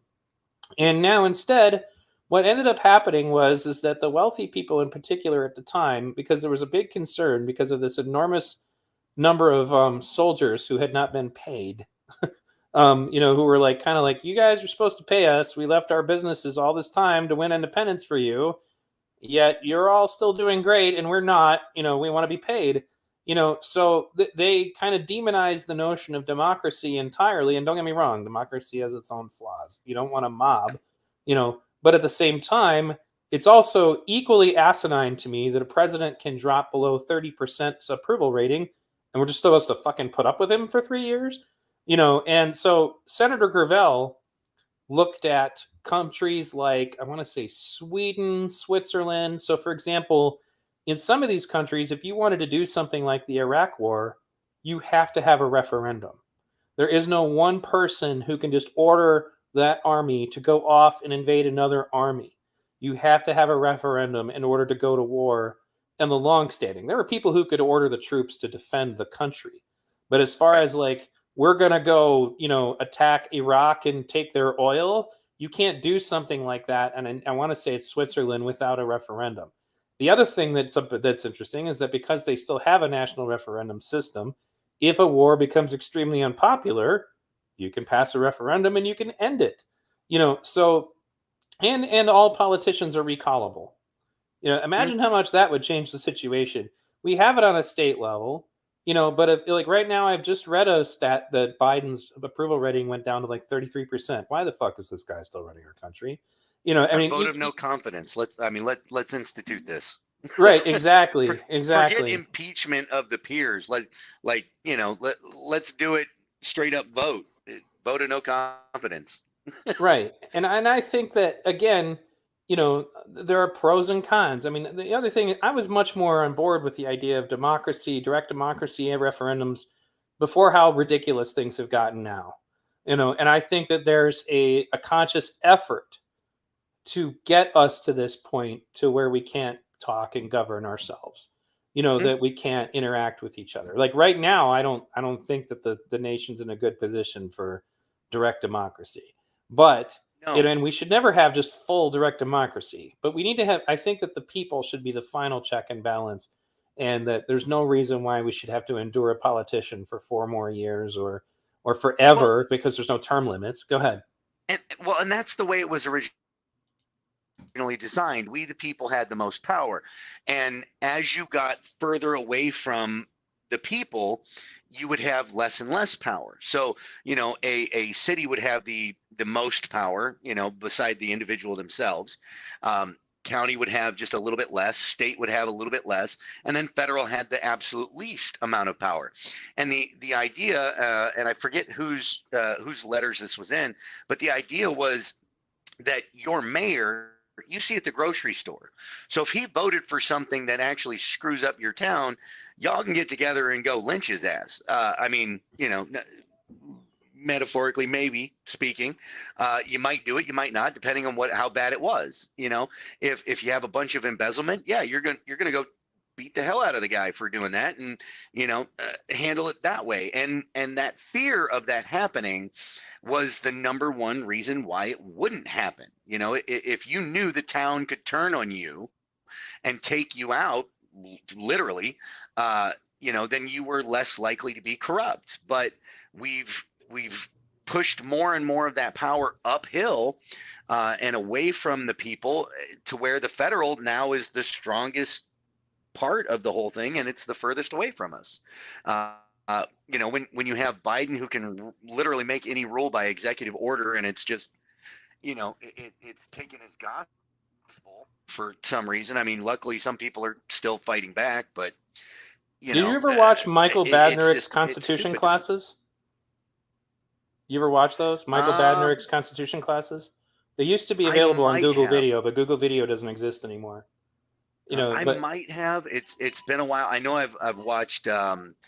Oh, what's the university? Actually, let Freedom Ring in the chat room. He can post there. They do some great stuff. I can't think of it offhand, the name of it, but I might have a while ago. It sounds familiar, but not not direct memory. right, I would say that Michael Badnarik explained what specifically like his thoughts on, for example, he believed that the founders never would have ever expected that people would be in the halls of Congress like every day. Like he said, he thought that people would go home, like that Yeah, you wouldn't need your government like constantly making new rules all the time. yeah. And he also pointed out that the original intent behind executive orders was like, I need more pencils in my desk, not like I'm going to artificially make laws out of nowhere. You And I know, don't understand how that idea even came about. Like, I remember when the executive orders came out. Illinois was one of the first ones for the lockdown orders, or no, the excuse me, the restaurant bans, the restaurant lockdowns. Illinois was one of the first ones here Right. in the U.S. to do that in March. And I remember having this conversation like this is being done via executive order. An executive order is an order to those under the executive, the governor in this case, of how they are to manage their duties in the executive branch as his subordinates. It you can't use that on the people. We're not under your governance. Like your job is to execute laws that are existing, not make them up. I don't understand how this like all of a sudden became like, oh well, yeah, okay, well that's what we do now. Right. And that's where things got overcomplicated. And then when you couple that with like two of the memes that are in my intro say, that the right blames corrupt government, the left blames corrupt corporations. Meanwhile, I'm looking at them both like you realize that the corrupt government is owned by the corrupt corporations. Like we're at a stage now where it's you can't even divorce the plutocracy from the government. And I think that's how Hamilton would have wanted it. It's not how Jefferson would have wanted it.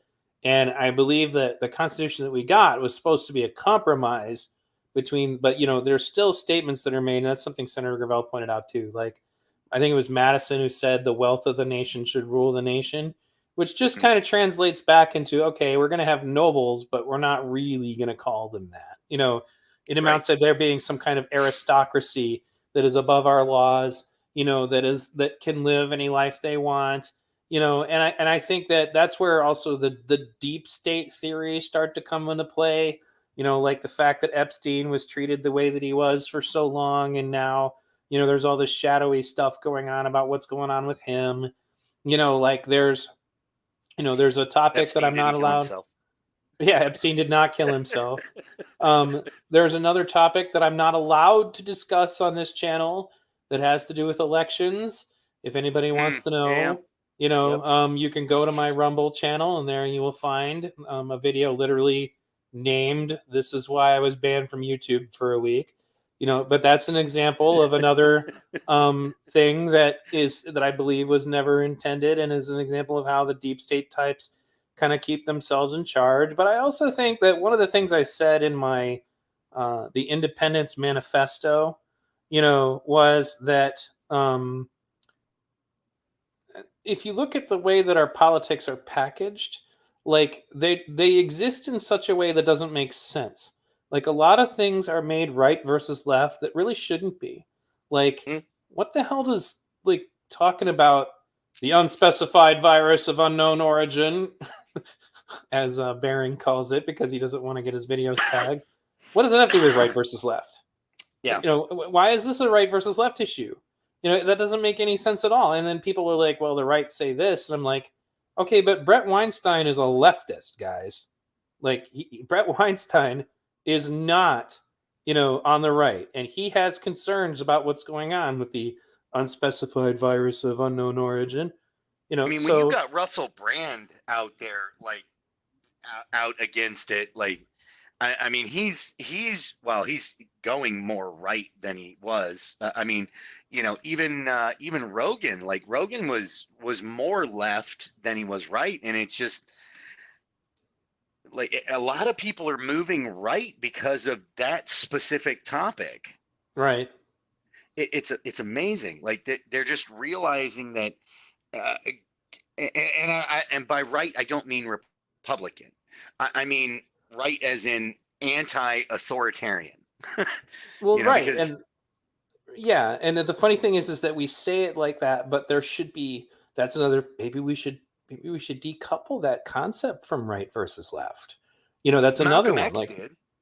right, I don't think gun rights should be right versus left. What the hell does that have Hmm. to? And so then you end up with these weird things in the packages. I did a really good graphic, and I created like fake, political parties, and one of them is the Jackassocrats, and the other one is the Dumbokins, and then we put the tree huggers and the pricks on there, and then the independents are in the center.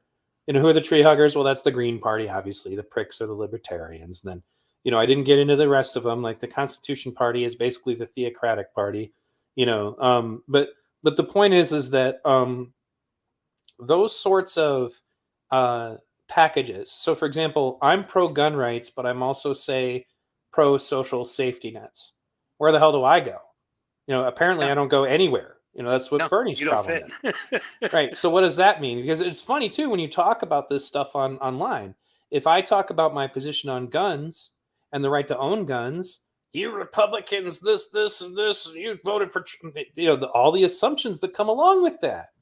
Oh yeah. Like, how about no? How about no? How about I believe that the Constitution gave us the right to own weapons to be able to defend ourselves, and all the things that that funny thing is I was taught that as like basic understanding, and because that used to just be in the history books. There wasn't any question about it, and there are Guns other examples. in elementary Go ahead. school. Right. They use, I mean, it's, but and I got the same thing because I was not back the blue. Early on when the George Floyd stuff first happened, I was kind of like, all right, they're being treated badly. This isn't cool. Right.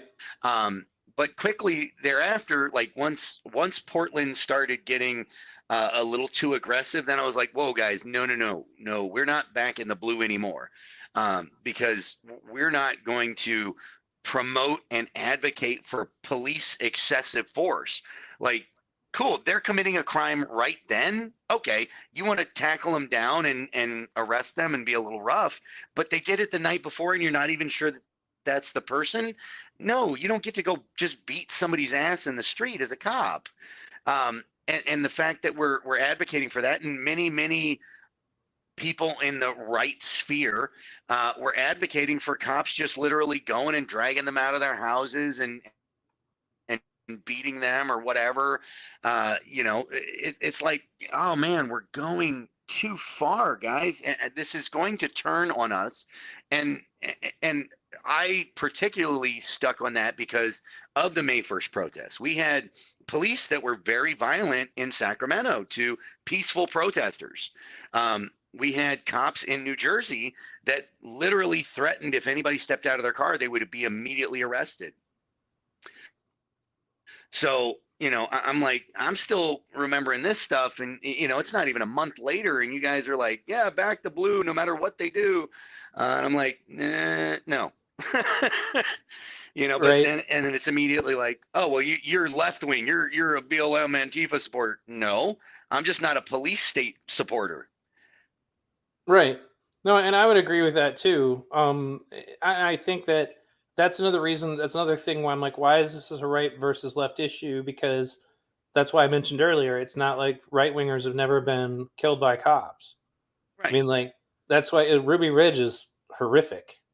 Like they shot a woman in the freaking head who was holding her baby. Yep. Like what? Shot Why? a kid's dog. Right. Like what I the mean, hell? not that that's worse than what you said. I'm just saying, like, Well, no, some I mean, people, son, yeah, and well, then didn't they kill the? They killed the kid too, didn't they kill the son? I'm trying to remember. It's been a while since I studied that. I don't remember if he died. I remember that they shot him.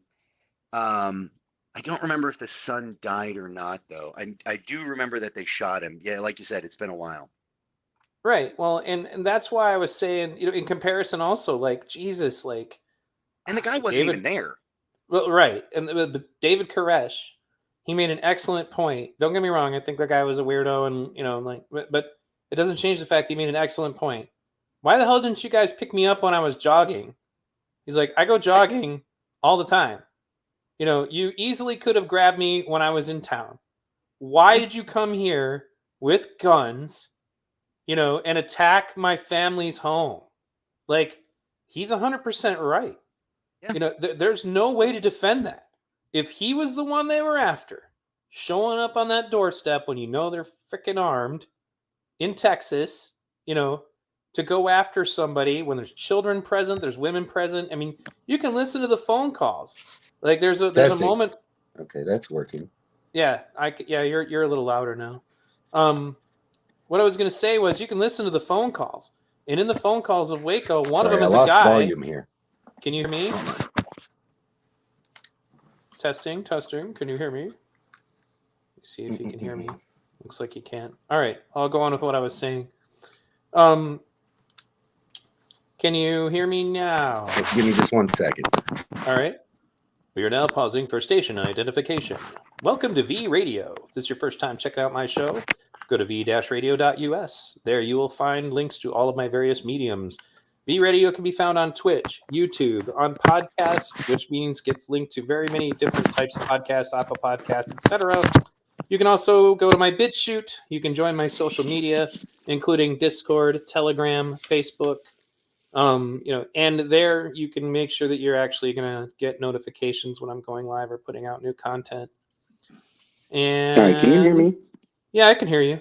Your voice is a little unclear, but I can hear you. You're decipherable. I might You were have to doing hop great out there and for a hop back while. in. Because Yeah, the if you volume want to isn't do that, I'll working. just re-enable you, and then I'll just go ahead and tell the audience what I was Give me doing. just a sec. I'll be right back. Sure. So again, guys, you can check out my website. On my website, you can join my various social media because YouTube very clearly does not actually always tell people when I'm going live. And there's also a lot of content for those of you on Twitch. The reason why it's a good idea for you to go ahead and check out my stuff on Twitch, or for those of you who are on Twitch, check out my stuff on my other platforms, is that I have a lot of content that would never be Twitch approved because it's got violent, imagery in it. I use a lot of raw footage and I don't censor it. So it looks like he's back. Yeah, now I got audio. Yeah, now you sound way better. Okay, good. So what I was going to say was you can listen to the phone calls in the Waco compound. One of them is a guy, and he's like, look, there's women and children in here. Tell them to call it off. And like gunfire's coming through the door, and then he finally says, I have a right to defend myself. And then he starts shooting back. It's like, that was a clusterfuck. So why would people on the right not understand that that the police are not always doing the best they possibly could. Now to be clear, now where I draw the line is that I think that we, at least in our current state of things, we need reform. The only problem I have with the notion that I think you mentioned earlier that the idea that we're going to police ourselves is that for the same reason we can't have mob rule, I don't think we should have mob justice. One of the things that comes about in my head when people who want to abolish the police say we're going to have community policing is sadly, ironically, an image of a black man dangling from a tree by a noose because he looked at a white woman. Those people thought they were community policing too. Those people thought they were justified too. And that's where we run into problems. And that's when I talk to anarchists about, what are they going to do if they get the situations that that will inevitably happen. There was a funny conversation where Antifa is having a conflict with itself right now because one Antifa member accused another Antifa member of abusing them, but that Antifa member also accused the other one of stalking and abusing them. And so I'm like, so how are you going to resolve this? And they're like, so as far as they're concerned, because one of them actually involved the state, then they're automatically at fault. They're the bad guys. And it was actually Anti-Fash Gordon was the account. And he was the one who's being accused of abusing a woman. And meanwhile, he's saying, well, no, that woman is stalking me and is nuts and is making this up. And I'm like, well, interesting. So what are you guys going to do? What is your anarchist solution here? Because it looks to me like all you're doing is a popularity contest. You've decided that you like this side more than the other, and that's the facts as far as you're concerned, because there's no due process. Anti-Fash also violated their kind of code by taking the doxing methods and research and documentation methods that they'd kind of worked out as a group and turning them into a private corporation for profit, with him at the head of it. So, but to step back now, so as far as like the defund the police, constitutional mindset goes, the county sheriffs, I don't consider to be unconstitutional. That people always call them constitutional law enforcement. Nowhere in the Constitution does it say sheriffs are cool. But they are at least not under the control of a politician.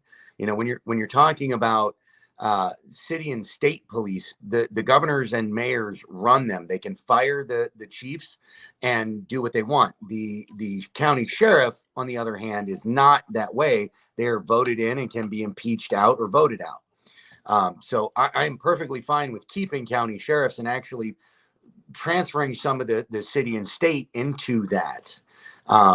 But yeah, as far as the city and state, no, I'm not for those. Well, and I was going to say that the sheriff thing is an excellent point, because that's an elected position that has an enormous amount of power, and most people just don't know that.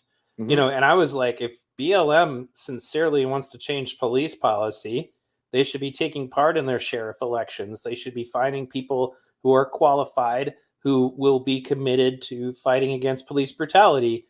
And then they should also, at the same time, put pressure on the mayors of their cities to appoint chiefs of police with the same, perspective. But they don't do that. Whenever I even bring up the topic, you get crickets. Yep. They don't want to participate in the democratic process that would solve their problem. And the sheriff, as an elected official, was created, again, checks and balances. If they were doing what the system was intending, they would end up with a hell of a lot better.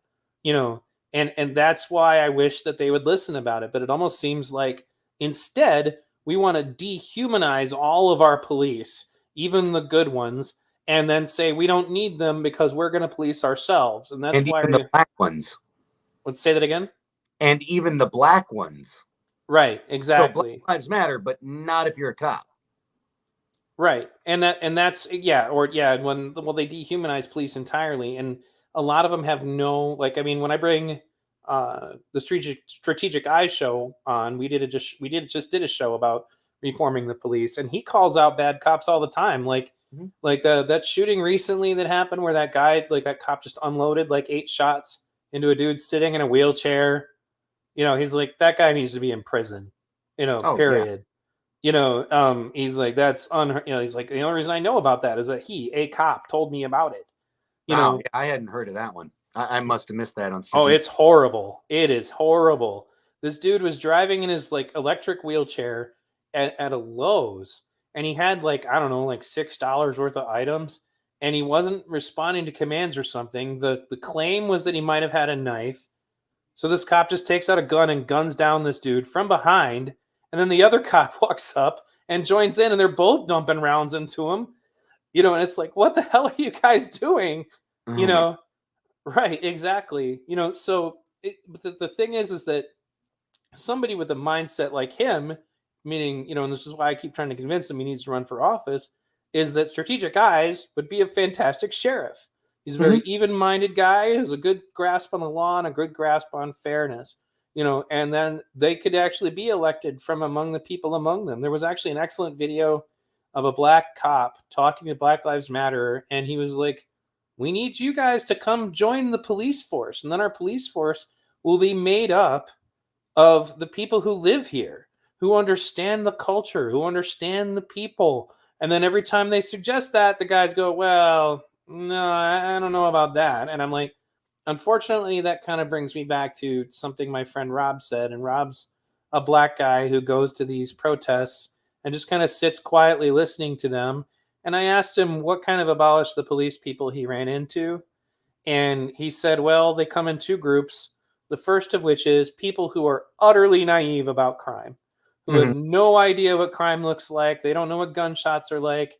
They don't know what gangs are like. They don't, and they think that the problem is authority itself, which there's a reasonable argument to be made for that. But authority's not just going to vanish because you got rid of the cops. Right. And to anybody who grew up in a neighborhood like mine, where the police response time is as long as an hour anyway, the cops are not the problem. The real authority in that situation are the drug dealers and the gangbangers. They're the ones with the authority. Is it official authority? Cops won't go there. Like, not even the black cops. Cause I mean, down there, you're going to get shot. I mean, they don't want to go. Right. No, they don't. And that's one of the reasons why, like, I remember calling the cops once, because of a burglar, and it took them like an hour and a half to get there. And I'm like, God, with as long as it took them to get here, the burglar could have shot my mom and I, rented a U-Haul, took off with everything we own, but my point is that we have to have like reasonable understandings, of what will happen. Like if you're gonna get rid of the police, you need to have something that makes sense. And so like when I did my video inside Antifa about abolish the police, then what I pointed out was that like they said, well, I said, what are you going to replace it with? And they're like, well, nothing. You think us Antifa militants are just going to stand down? I'm like, no, I think you're going to get your asses kicked is what's going to happen, because they don't understand. Like like I brought up the cartel, the Mexican drug cartel basically runs Mexico. And if you don't have any kind of organized semblance of understanding, because the forces that are coming against you in that situation absolutely do follow a command structure. They're not trying to pretend. Like I did a video once, because every now and then you can catch Antifa arguing with themselves on Twitter. And in one cases, they were arguing about how they got their asses kicked in Portland by Tiny and the Proud Boys, who ran them off. And it's because they were not organized. They're like, well, we were following anarchist principles. And we're like, you can't do that in combat. What the hell's the matter with you? Like and so that's what they did. And so they got their asses kicked because they couldn't organize. They don't have, any way, to create even just a temporary hierarchy. If you're going to have a military force, you have to have a temporary hierarchy. Now that hierarchy can be answerable to the people. So for example, your sheriff, you elected that person. You don't like them, get a different sheriff, but you still need to have somebody who makes decisions. So they get their asses whooped if they're in situations like that. So that's why it's like, if the Mexican drug cartel showed up and decided to bitch slap Antifa, it would be over in a day. And I mean, there has been very few incidents where the Proud Boys have not bitch slapped the shit out of Antifa. I mean, very rare. Right. Well, and that's why, and those are guys with paintball guns, and bear mace. But if you can't win that, you're sure as hell not going to handle them. And that's why I keep bringing up the example of like, and they're not. Go ahead. What were you saying? They're not very organized. Well, right. Well, I was going to say, well, yeah, I'm not saying that they are. And I've talked to some of them about their frustrations about it. I'd say what the advantage the Proud Boys typically have is that they're usually people who are actually physically built like they could actually engage in an attack. Right. Whereas a lot of Antifa are scrawny kids and really small girls. Like Villain Report talks about this, that they just have this inflated idea of how dangerous they are. And they get really cocky because they're successfully dangerous if they outnumber you like 10 to 1. At that point, of course, anybody could, but they find out the hard way. But what I was going to say is the example that I keep bringing up about why it's all just silly bravado is they beat the shit out of like soccer moms at the Wii Spa. They beat up like women with like, cardboard, self-made signs as if it was something advertising a bake sale. And they thought that made them hard. And they claimed that they were doing it in the name of trans rights. Yet right over in the same city, they could have gone to MacArthur Park where MS-13 literally murders trans people in the street. If they cared about the safety and lives of trans people, why the hell are they not doing that? And I know why. It's because they'll end up fucking dead. There'll be a whole bunch of dead white kids with black bloc on lying all over the floor or the ground. Because MS-13 is not going to play around with them. And so anyway, this has been a fantastic conversation. I wanted to ask, is there anything that you wanted to discuss, like any comments you had about any of the conversations? Because I know you listen to my content. Honestly, I would love to get into more of a one-on-one in the idea of figuring out the solution. The society where it would actually, potentially please enough of both sides and be sustainable at a later time. I think you're probably one of the more intelligent people on the left, and very rare that you can actually have a discussion and bounce around ideas. That last night, that was a joke. They're spitting nothing but taglines and crap. That wasn't what I came there for, but whatever. Oh God, I wish I could have been on that panel, because like they were saying shit that's just easily verifiably untrue. Oh yeah. Only the right kills people. I'm literally in the process of making my video today to go over the Connor Betts guy, who just got labeled by the FBI as somehow not part of any ideological group, yet his social media is packed full of Antifa shit. Like, never mind Michael Forrest Reinhold, who just walks up and executes Jay Danielson in the street. Yep. There's another guy, or I guess they're actually a trans woman, but who stabbed a guy in the chest with, like literally in the heart, penetrated his heart, and those are all leftists. Mm-hmm. And so the notion that, and the funny thing is I've been trying to wrap my head around this, and maybe you can help me in good faith, but like, when was the last time a Proud Boy killed anyone? Honestly, I don't believe they ever have. Right. And that's why I'm like, I'm open to hospital, it. Sure. Right. Well, yeah, and it's probably mutual combat. Like, the other thing is like, or as of yet, after the one guy ran up on one of the Proud Boy elders and essentially like gutted him in the middle of the street. Right. Yeah, that's and that's why I was like, kind of like, I'm just trying to wrap my head around what they were trying to tell you, and then they bring up January 6th and then just ignore an entire summer full of riots. Right. And and I don't agree with January 6th, but the way that it gets mischaracterized is sometimes so silly. Like I was playing my documentary, which is what's it called again? I'm sorry, Insurrection. Hindsight is always 2020, and it was a play on words, obviously, with 2020. But the notion is like, I played a bunch of the footage about what was going on in the Senate hall, and like one of the leftist people in my channel went, "Wait a second, I've never seen this. This is it. This is their violent insurrection." Some dude in a like shaman outfit, like yelling and screaming upstairs. And he wrote a nasty note to Nancy Pelosi. Big deal. Like, what? She's like, I was led to believe that this was bloody and violent the whole way. I'm like, get off mainstream media. Like, yeah, I mean, there was some shit that went on the steps, but very little of it. And that was, I don't know. I know a little bit about too much about what actually occurred on the steps on J6. So I didn't want to get into that conversation, but yeah, I mean, trying to say that, the all of the Proud Boys there are what organized that. No. Right. And in addition to the fact that, like, is it a white supremacist thing? They cling to that so hard. Oh yeah. And, and that's why I used a picture of literally Blacks for Trump who were present that day. And ironically, I was made aware of another piece of footage through the New York Times hit piece on what happened. And I call it hit piece because it was completely one-sided. But it's literally a black man, wearing Trump gear in the what I call the tunnel fight, which is the most brutal part of January 6th, in my opinion. And he gets knocked unconscious. And so all of the fellow Trumpers, literally with great care, pick this poor black guy up, and then they carry him out of the tunnel to safety.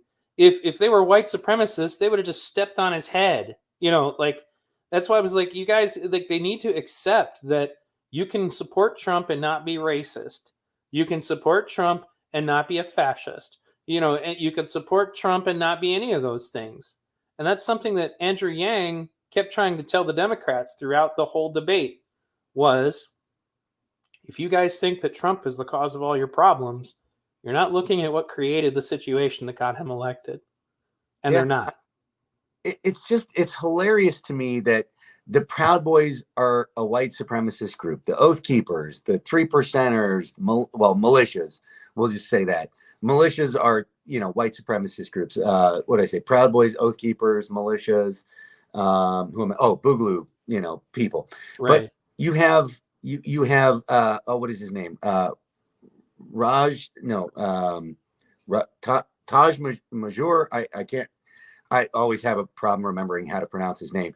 But the Black Rifles Matter guys, literally out there at one of the Boogaloo organization or gatherings, wearing the Hawaiian shirt, talking about gun rights. I mean, you've got Enrique Tarrio, half Cuban, half African American. You got Stuart Rhodes, second in command, is a black guy. Militias I know all over the place that have black, Hispanic, all different races in them. We are the most inclusive white races. We will let anybody join our white racist organizations of any color. Right. It's hilarious to me. Right, and well, they needed some evidence because there's no more Ku Klux Klan people walking down the street. There's no more, like, I mean, the neo-Nazi groups exist, but like this is something I was talking to Jay Lee Quinn about. Aside from Charlottesville, I can't think of a single time that Antifa was even present at the same time that any actual fascists were present. Like, No, and we've even had this conversation. A friend of mine, specifically with one of the leaders of Antifa, there is a guy in this area that's known that he is like a legit like Nazi. Like he actually is like a true neo-Nazi. And right. you know, this friend of mine was talking to the leader of Antifa, and the guy was like, no, he's like a legit Nazi fascist. And my buddy's like, wait, so are you finally admitting we're not? And he's like, well, you guys are like, fascist light, whatever. You back the fascist system. Like this guy's really it. And it's like they know they're full of shit when they're calling people fascists. They know they are. It's a slang term to degrade, and kind of, put people into this identity politics garbage. Right, and identity politics garbage, kind of like this comment here. Just because you have little pick-me's in your militia doesn't mean your groups aren't racist. People do hate their own race as well. This is like that internalized racism nonsense that they try to express. That's one of the funniest thing. This is the most white-hating dumbass I've ever met in my life when it comes to this. I mean, talk about just self-deprecating. I mean, it gets ridiculous. Like you don't have to hate yourself to love people. I don't. Right. No, I agree. That's, but they don't recognize that. Well, they don't really have a mechanism for it. That's why they're trying to create this new concept that whiteness itself is like a mental condition. I did a video specifically where I had to pay to read a scientific paper that's literally been put up. That's called whiteness is a parasitic condition. Like psychologists think they're going to cure it. Yeah. And it basically is just so absurd. And because they don't have a playbook for how to handle, say, a Candace Owens, and you don't even have to go hard right. John McWhorter is a leftist, but he's calling out the insanity of wokeness. And as a consequence, he's getting labeled right wing. And they're trying to form a situation where basically they've injected this hard left, and I don't want to call it, you see, I just did it. It's not left. Wokeness is not left. It's not specifically anything that is left, and you don't have to be part of it to be on the side that would be considered the left. You don't have to be woke, for example, to believe in social programs for the poor. You don't have to be woke to have, any of that. But they're trying to make it that way. Yeah. And I would say that there was a time when I would say the theocrats would be the cancel culture of the right, meaning the super religious Christian types who wanted to do stuff like ban books or ban toys or ban Dungeons and Dragons and stuff like that. That's those kinds of people exist as well. And I just think that what's happened is that the super crazy Christian conservatives, meaning the ones that are just over the top, have more or less kind of been, I don't want to say driven off, but maybe just being driven quiet. I think a lot of them have found their way to the Constitution Party, but I think that going forward, what would be best is that if we could figure out a way to cultivate conversations with each other, specifically where we're in good faith and telling the truth, and at least coming to the final conclusion that at the end of the day, we're still Americans. And that's why when people say things to me like, you're not one of us because you're not this or that. I'm like, well, you started opposing censorship. I'm sorry, you started being okay with censorship. As soon as that happened, you became my enemy. Yeah. Period. Censorship is not acceptable. Now, that doesn't mean I don't think you can't ban people from your channels, and you don't have to put up with somebody being in your living room saying shit that you don't like. It's not the same thing. Right. But you shouldn't be doing shit like say, okay, fair enough, you banned Trump from Twitter, That doesn't mean you also go to Amazon and prevent Parler from even existing, Right. because Parler won't follow the same censorship rules you have. Like that's going too far. And Oh, it was laughable to me to hear leftists saying, "Well, they're private companies, so they can censor anybody they want." And I'm like, I have a funny feeling that if private companies started censoring left-leaning people, you wouldn't be okay with this. oh You yeah. wouldn't be on board with this. Well, And and every with my go militia doc, ahead. we've dealt with that a ton. Um, from the censorship perspective, we've had uh, PayPal and several other payment platforms. Basically boot us off of there. We've had advertisers, Google AdSense, all of that stuff boot us off of there. And Google AdSense had been on there for years. Right. Till the whole wokeness of politics happened recently with pre-COVID and or excuse me post-COVID or during COVID, whatever you want to call it. But we actually had Antifa run a hacking campaign against the website. This was actually about a year ago. They were nonstop DDoS attacks, anonymous style, and thank God the original designer of the entire system had taken all this into account and had already tested it out on several occasions. That we were, we had like a momentary hiccup that they were able to cause against us, but it's this garbage of you can shut down anybody you don't agree with and because they're dangerous. Like free speech means you can stand right next to somebody who's screaming the exact opposite of everything you believe, and you both have that right. Right. And that's why I often say that censorship it's more than a concept, it's a mentality, and it becomes, I would say, addictive.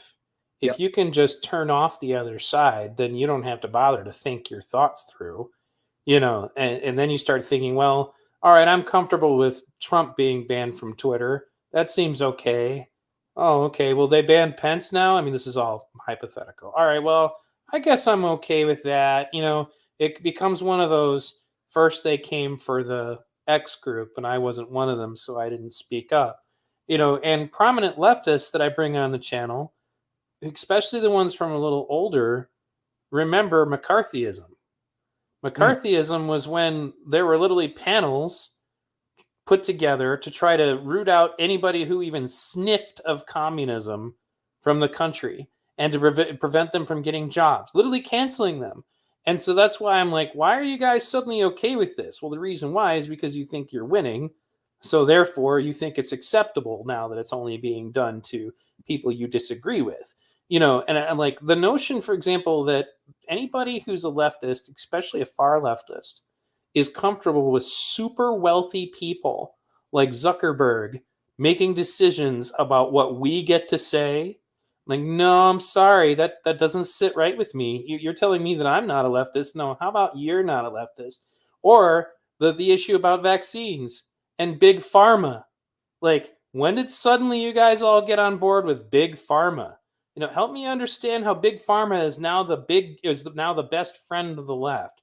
These are the people that skyrocket insulin prices to So absurd levels. hold on here. Go ahead. Go ahead.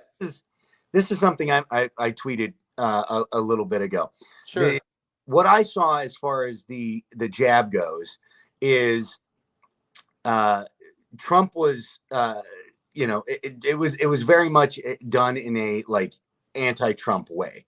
When Trump was pushing it, it was no, we'll never get it from the left. And then when all of a sudden Biden says it's okay, then all of a sudden, okay, we'll get it.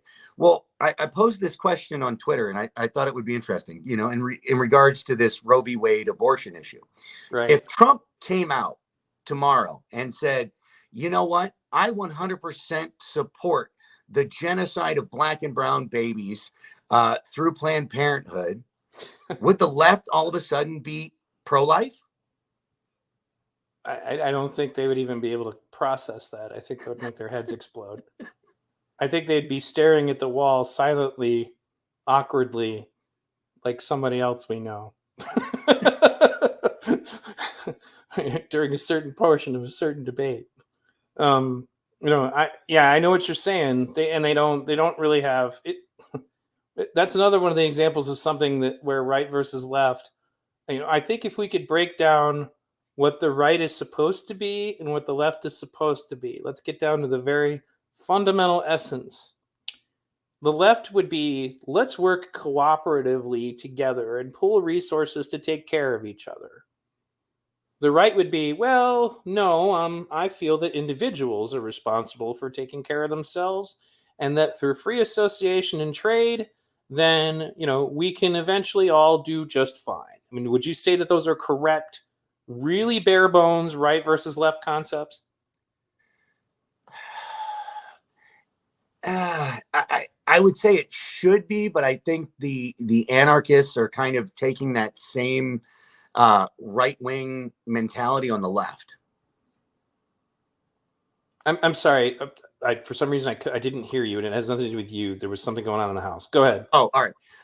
I would say that should probably be the ideology split of the left is, I would almost say like not necessarily cooperative taking care of each other, because that is also a right thing. Like we don't disbelieve in charity. We just disbelieve in government mandates of taking care of each other. But yeah, it's really like you're kind of responsible for yourself. Like the system's not. I'm not forcibly, responsible for you. But then you've also got like the anarchists on the left who under like Michael Malice type of, which is pulled in a lot of righties, is also that same right leaning mentality just on the left.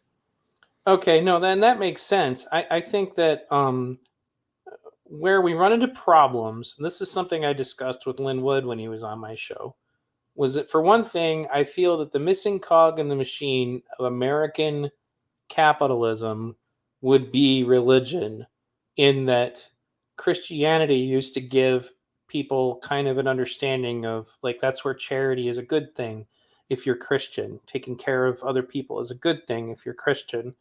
And then the super wealthy have put down the Bible, and then they've picked up Ayn Rand. And Ayn Rand is a toxic, nasty, like person who literally relabels selfishness as a virtue rather than a vice. She tells you to treat your workers like parasites. Like that kind of mentality is not compatible with the concept of original Americanized, Christianized, moral capitalism. And so those two things, unfortunately though, like Paul Ryan, big Republican hero, big fan of Ayn Rand, Mhm. and now mind you, what would be different? So for example, Ron Paul was a fan of Ayn Rand, but Ron Paul is also deeply religious, Right.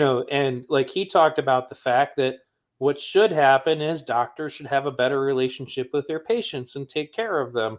Now, where I would have a problem with that is only that unfortunately that doesn't always happen. I've had one doctor in my life who would just say, just slip me $20, no big deal, but he was a really cool dude. But a lot of them are like, no, that's okay. Are you a fan of Star Trek? Yeah, of course.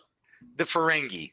That's what comes to mind. Is this the idea of the Ayn Rand capitalism, where it's all greed and The screw Ferengi everybody rules of else. acquisition. Yeah, but like I mean, if you actually read through those, they're actually really, a lot of them are pretty good.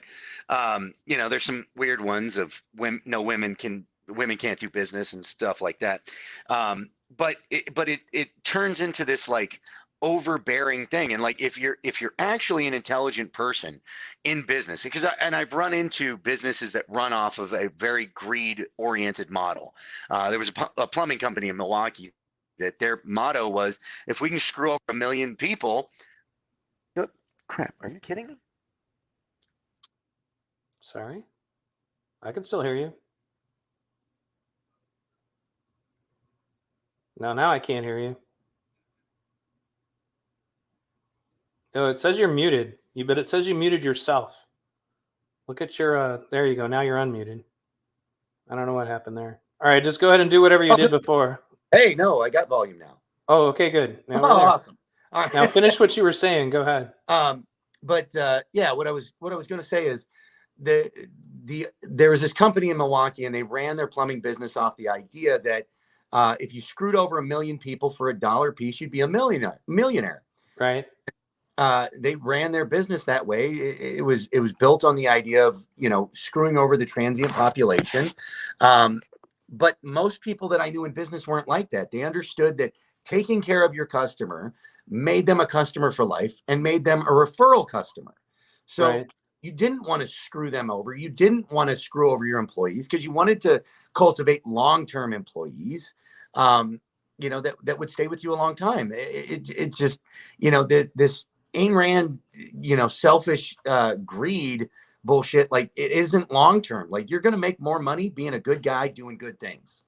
Well, right. When I was loyal to my employers because they took care of me, I busted my butt out of wanting to be part of the team.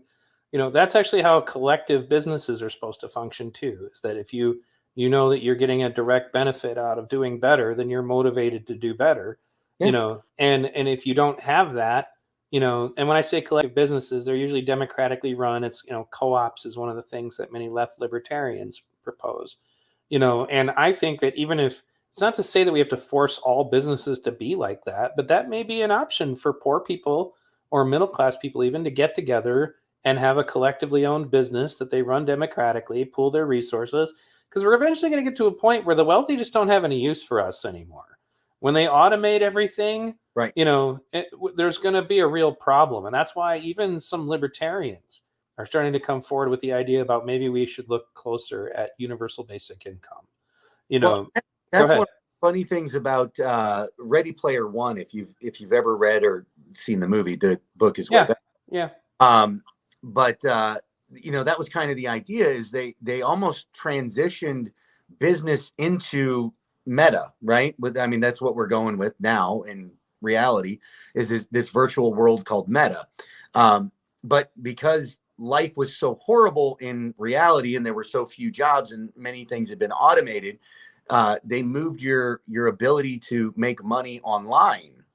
And money will always find a way. People will always find a way to hustle, no matter what the situation. But yeah, they definitely can make it harder and harder and harder and harder until, yeah, this is one of the things I wanted to say early on is we are destined for revolution. It is going to happen no matter what. You were talking about, how the wealthy just keep getting wealthier, and they, essentially are, what was the phrase you used? They're giving themselves enough rope to hang themselves. Yeah, they buy the rope that they'll be hung with. But it's a reference to, if you keep making the communist, like, extreme propaganda that the wealthy are evil true by being evil wealthy people, it's just like, then you're creating, in the same vein, when Black Lives Matter goes out and makes racists look like they have credibility because they go out being violent, destructive criminals, what's the response going to be? The response is that people get more comfortable with draconian measures. If the wealthy keep acting exactly like the caricatures of wealthy people that communists describe them as, then they're going to bring about a kind of revolution that they don't want to see. It's going to be like French Revolution. Yeah, well, I'm going to show you my let me cake bullshit. You're going to be looking at you're going to be looking at your body from the ground when we take your head, like Marie Antoinette. Yeah. The only thing that I fear in that is quite honestly that we end up the same way they did with, another tyrant taking charge afterwards. It's moving from one bad tyrant to another, and we never get that break in it. It's just that's my number one fear, probably. Right. And, so I want to ask you just about some current events. Yeah. Before we get finished, because I want your feedback on them. Dante Wright shooting. Dante Wright. Which one was that?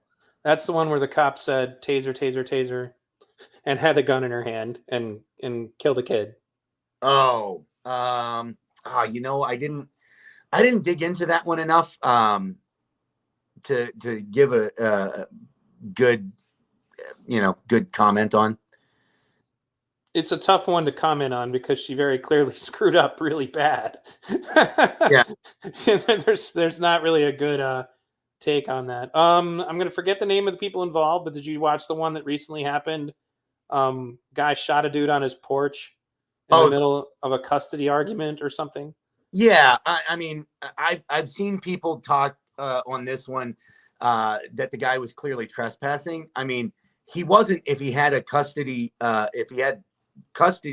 set up to pick up the kid on that time and that date. That's not trespassing. He is legally obligated to be there, and she is legally obligated to produce the child.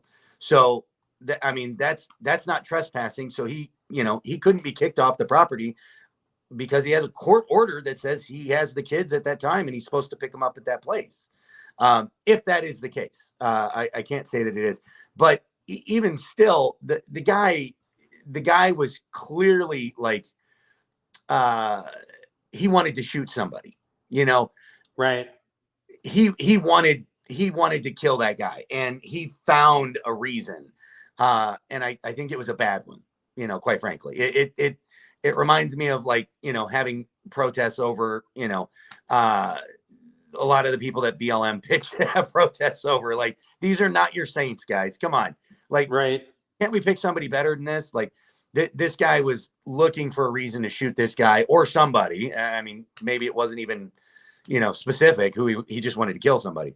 But yeah, he did it in a really bad way, and I think he's going to end up going to jail for that, and I hope he does. What about our relations with China right now?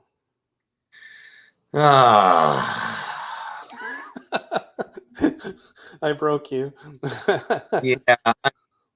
Oh God, there's so much.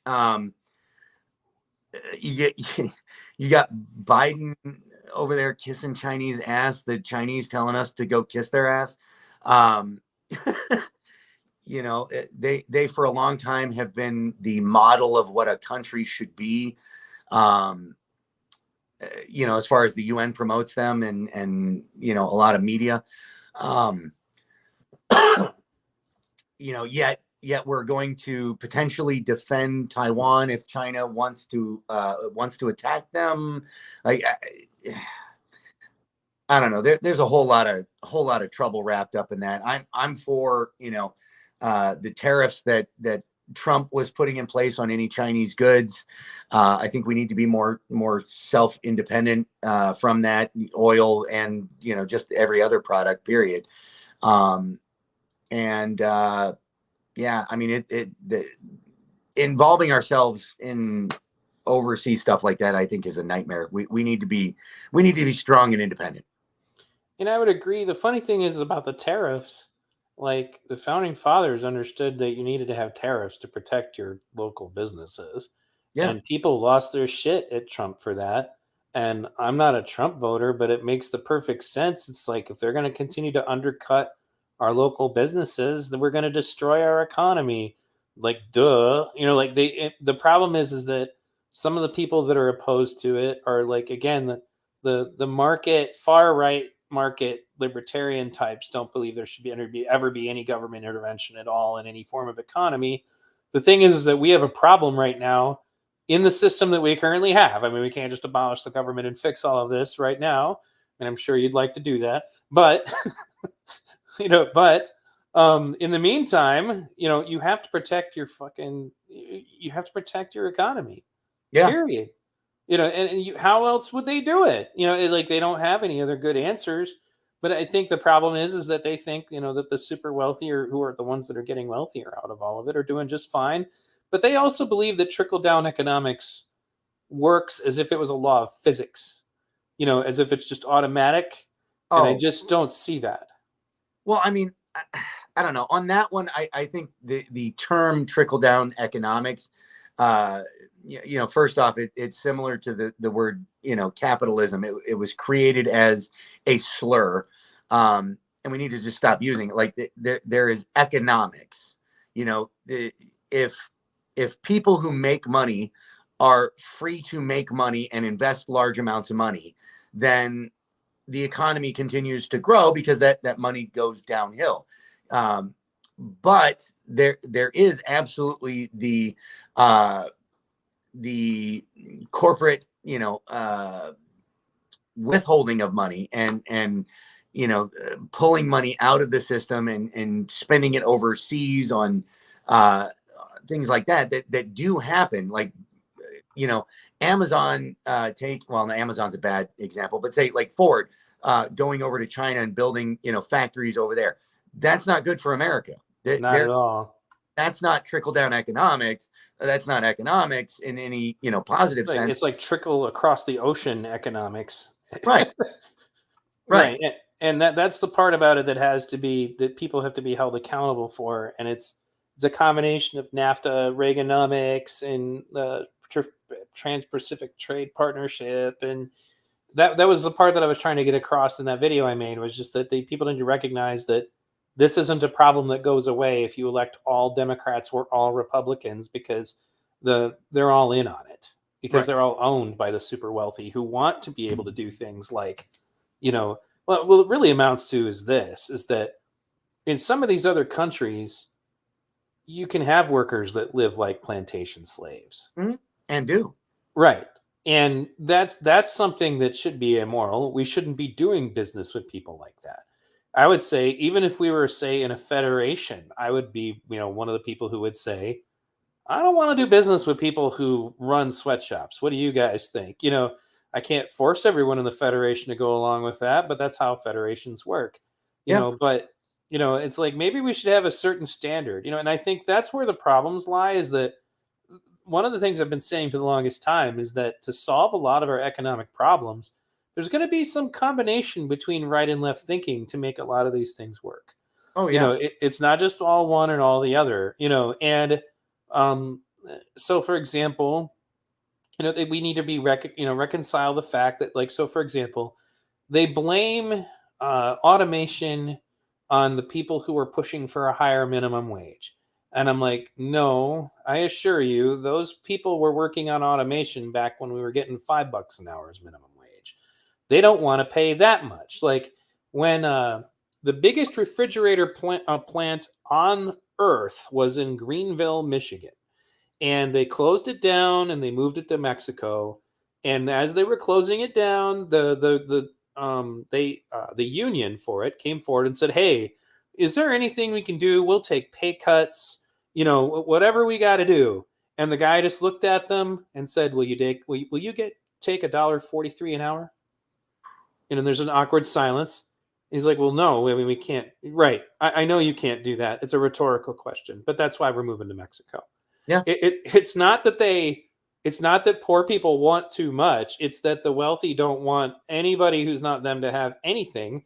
That's where you run into a problem, is that they start, again, if they're sucking the Ayn Rand down into their minds, anybody who's poorer than them is unworthy of any form of, like, human thinking. Go ahead. That specific case, but in the case, in many times the cases, especially with, companies that do this overseas slave labor, you almost are put into a position where you have to, in order to compete, which I think is a bullshit excuse. It's, I think it's almost the Nuremberg excuse. Right. Did it because everybody else was. Yeah, I mean, that doesn't make it right. But yeah, I mean, when our government rewards that type of behavior instead of punishing it with the simple thing of tariffs, like, I think you have a major problem in this country with that, and you're going to run into that. Now, on the topic of minimum wage, I mean, this is not the hill I will die on, but I tend to like Thomas Sowell's thinking on that it actually hurts the poverty stricken from being able to get out of poverty. Well, I would, that's a right versus left argument I don't normally do on my channel, but I would say that if not, Like, I think like Andrew Yang's original proposal was UBI and no minimum wage. If you can do that, then it won't matter anymore. And he doesn't pay for it. Like, he wanted to have a VAT tax, and I know that people hate taxes, but I've been to countries that have VAT taxes. You just adjust to it. It doesn't kill you. It's just it's basically a sales tax, and then that pays for your UBI. And it also puts you in a scenario where if you don't have minimum wage, but there is a UBI, then that also takes so much of the burden off of these small companies that can't possibly pay 15, 17, 18, 20, whatever dollars an hour. And so that's where I said some of these things will come from the right and some of them will come from the left. And in addition to that, I think that some of these countries have figured this out. And this is a common argument that I have with the right-leaning people in my audience, is that they will say, well, they'll say that a country like Denmark is not socialist. They'll defend that really hard, and they'll say that really hard. And I'm like, okay, so is healthcare socialist? Well, yeah. Okay. So would a country that has that be socialist? Well, yeah, that's why we don't want that here. But you just said Denmark wasn't socialist. Something's not working here, buddy. What about free college? Is that socialist? Yeah, that's socialist too. Okay. Well, Denmark has that. So like Denmark comes out, and that's why I said that people shouldn't be as scared of. I think democratic socialism is a horrible name because it creates this whole other like set of energies that don't really belong there. Social democrat makes more sense. But the idea is you live in a society where the social contract includes more social programs to prevent people from falling below that area that I was talking about. When you fall underneath the economy, you've sifted through the cracks and it's really hard to get back out. That's where those programs should be, but they should also be designed specifically to make people more independent. Like, we're not just going to sit here and suck on the entitlements. They need to be designed to get you out of it. And that's why the end result is in the category of what is known as upward mobility. The Nordic model countries are all on the top of that, and the United States is down at like 28. But upward mobility meaning the likelihood that you will be more wealthy than your children will be more wealthy than you. But the problem with this, and I think the majority of the fight you get from the right on those ideas is at the federal level. Those programs are extremely mismanaged and not effective at adjusting to the intricacies of an area, and the particular problems of an area when you have them at a federal level across the board. When you institute those kinds of ideas at a state or even county level, I think not only would you have much better success with them, but you would also have that help of getting out of the situation that you don't find with the federal, quite frankly. Well, no, and I can't disagree with that. I mean, we've already discussed that small communities do better across the board of any system, but so just think that you and I are now having this very calm conversation from the right and the left about issues of personal responsibility and, social safety nets, and nobody got angry at anybody, and nobody cussed at anyone, and nobody called anybody a fascist, and nobody called anybody a communist. This used to be what discussing politics could look like in this country. It was. But funny thing is that if anybody walked up on us having this conversation, Antifa would be bike locking us, and the crazy element on the right would be bear macing us because we're communists or we're fascists. Welcome to the alt center. Isn't it great? This has been a great conversation, man. I go ahead and what did you say? I'm sorry. I said we're extreme enough to actually have a productive conversation. Right. Well, that's why we're extremists, because we're not. That's why I was trying to explain with the joke that is radical centrism. Mind you, there's another definition for it, I've been told, but radical centrism or alt center rather than alt left or alt right. So these are the kinds of conversations that I want to encourage, and I want to continue to develop a network of people who are capable of doing this going forward. And when you think about it, think about how much more effective this conversation was than that ridiculous debate that you were on the other day. I'm like, and they're just screaming at you and cussing at you and calling you names. And I'm like, one of the things that I keep telling people is that it's not just about whether or not it's mean, it's not effective.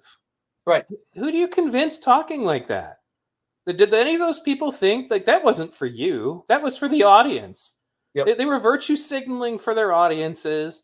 You know, they didn't care if they convinced you of anything. You know, that's where we fail. You know, and so that's when it starts to become all about like it starts to look towards civil war.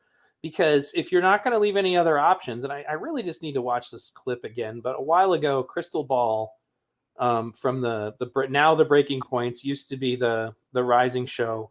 She was trying to caution because she's a progressive leftist. She's like, you guys, we can't just leave the Republicans with nowhere to go. Like you can't be dehumanizing them. You can't be telling them they can't have jobs. You know, she's like, if you take it this far, where do we go next? You know, it's either what do you think you're going to do? You think you're going to forcibly convert them to your thinking? That's not going to work. You know, it's just going to end up with a whole lot of blood. And I think that people have forgotten what that looks like. And they don't realize that it's not going to be like throwing bottles and spitting on cops. It's not going to look anything like that. No, and that's one of the another one of my, great fears is that the right does actually become the fascist Nazis. There's a thing of, if you tell a child they're horrible and a criminal and, a piece of garbage for long enough, they will become that. They're not going to prove you wrong. They're going to prove you right. That's just what they're going to do. And, when you do that to a mass group of people and you keep telling them that they're the horrible people, and these are the horrible people with the guns, by the way, they're eventually going to stand up. I mean, I'm pretty sure this is exactly how Germany went with the anti-fascists of the Jews that pissed them off enough that they did horrible things. And, that is a fear of mine, is that we on the right actually do become the useful idiots of whatever control it is to kill off half the population.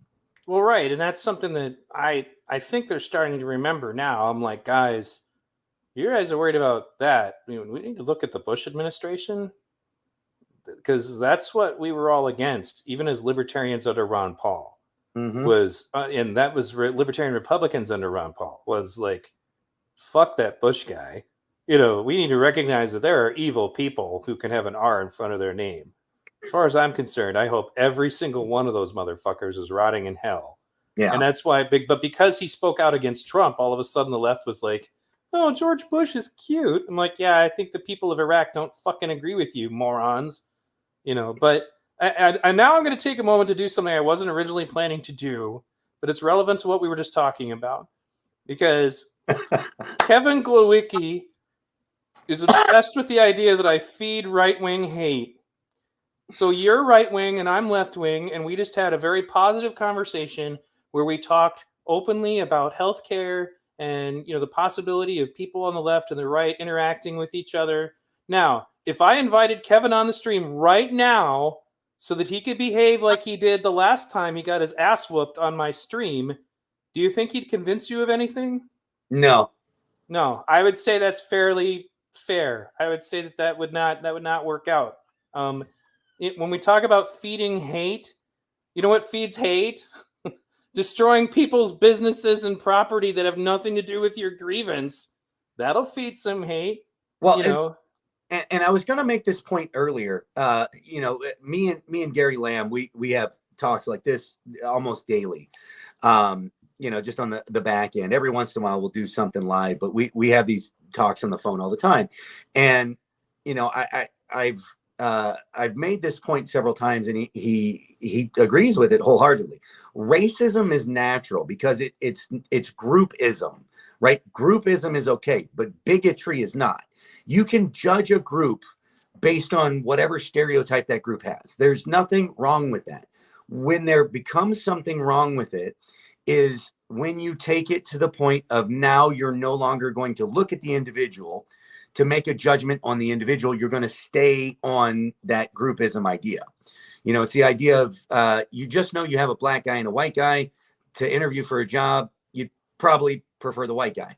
And Gary even answered this way, which I was surprised at, well, a little bit. And then I said, now, but you have the opportunity to interview both of them, and you find out that the black guy is much, much more qualified and a much better person. Would you still hire the white guy first? Because if you would, you're a bigot. If you wouldn't, then cool. You can still be a racist, groupist, whatever. But Kevin his groupism is on right-wing people, you know, militias and scary Boogaloo Boys and all that shit. He gets caught up in these ideas that they are these mystical, scary, you know, things. And if he just shut up and go experience what they really are, he'd probably be massively disappointed. Massively disappointed that they didn't live up to his evil expectations. Yeah. Yeah. Just like that woman who wrote the oh God, she did that video, the documentary where she went to go meet the men's rights movement people, and she was a feminist, and then all of a sudden all of her expectations of what she was going to run into just came crashing down around her, you know. And it didn't mean she didn't suddenly, you know, she didn't just stop caring about women's rights issues. She just started to wait a minute, these guys aren't as hateful and nasty as I was led to believe, you know. What the hell, you know. And so that's why we end up in a scenario, though, like, where, as far as I'm concerned, what it is that I'm cultivating here is a hell of a lot better as far as fighting against hatred than yelling and screaming and throwing labels at each other. And it just, nobody's convinced by any of that. That's just like the precursor to fighting one another. You don't resolve anything. Yeah. Yeah. And it's funny. He wants, like I said, he wants to stick on these labels, these groups and these boogeyman ideas about them. Like, if you actually want to talk about the 3%, the Black Lives Matter movement, not the organization, but the people who are actually willing to go out and protest peacefully, not riot. And I mean, you could, anyway, we'll keep it at that. But the ones who are willing to go out and protest peacefully and try to make a change, those people would be considered 3%ers. Right. You know, and one of the other things I was going to say was, we were coming to a point that racism was on the ropes. Like, there was a moment during the Obama administration, I was watching a documentary about the Ku Klux Klan, and they were so pathetic that they were talking about taking racism out of their platform and even allowing people of color to join, and to make it more like a poor workers kind of thing. And then where are we at now? Has any of this stuff that they're doing, is any of it actually fixing any of this? Is anybody becoming less racist? Because they're, you know, no, it's not working. That's why I said from the beginning, it's not just about whether or not it's moral or right or wrong. It's not effective. Yeah. You know, that's why I bring up Daryl Davis, which I had a great interview with Daryl Davis, and we didn't agree about everything, but I posed a question to him. I said, so what would you think would happen if you brought a Black Lives Matter protest to a Ku Klux Klan rally? Because he's a black man who gets white, real high-level racists. Not you're racist because I've labeled you racist because you disagreed with me about Donald Trump or something, but real hardcore racist to leave the Ku Klux Klan. And he does it through humanizing himself, through getting the other side to recognize, well, wait a minute, this black man's actually kind of a cool guy. Maybe everything I've been told isn't true. You know, that's effective. But doing everything that helps to reaffirm all of the lies that you've been told, you know, that your opposition has been told, literally only creates more racism, more hatred, more bigotry. Like, that's what I spat at Precious Child. She's a trans person in LA who was one of the ones leading Antifa to beat up all those people. I'm like, you think you fucking did anything for trans people when you did that? No. You think anybody's going to be more hesitant to hurt trans people because of your fucking stupid activism? No, you caused more of it.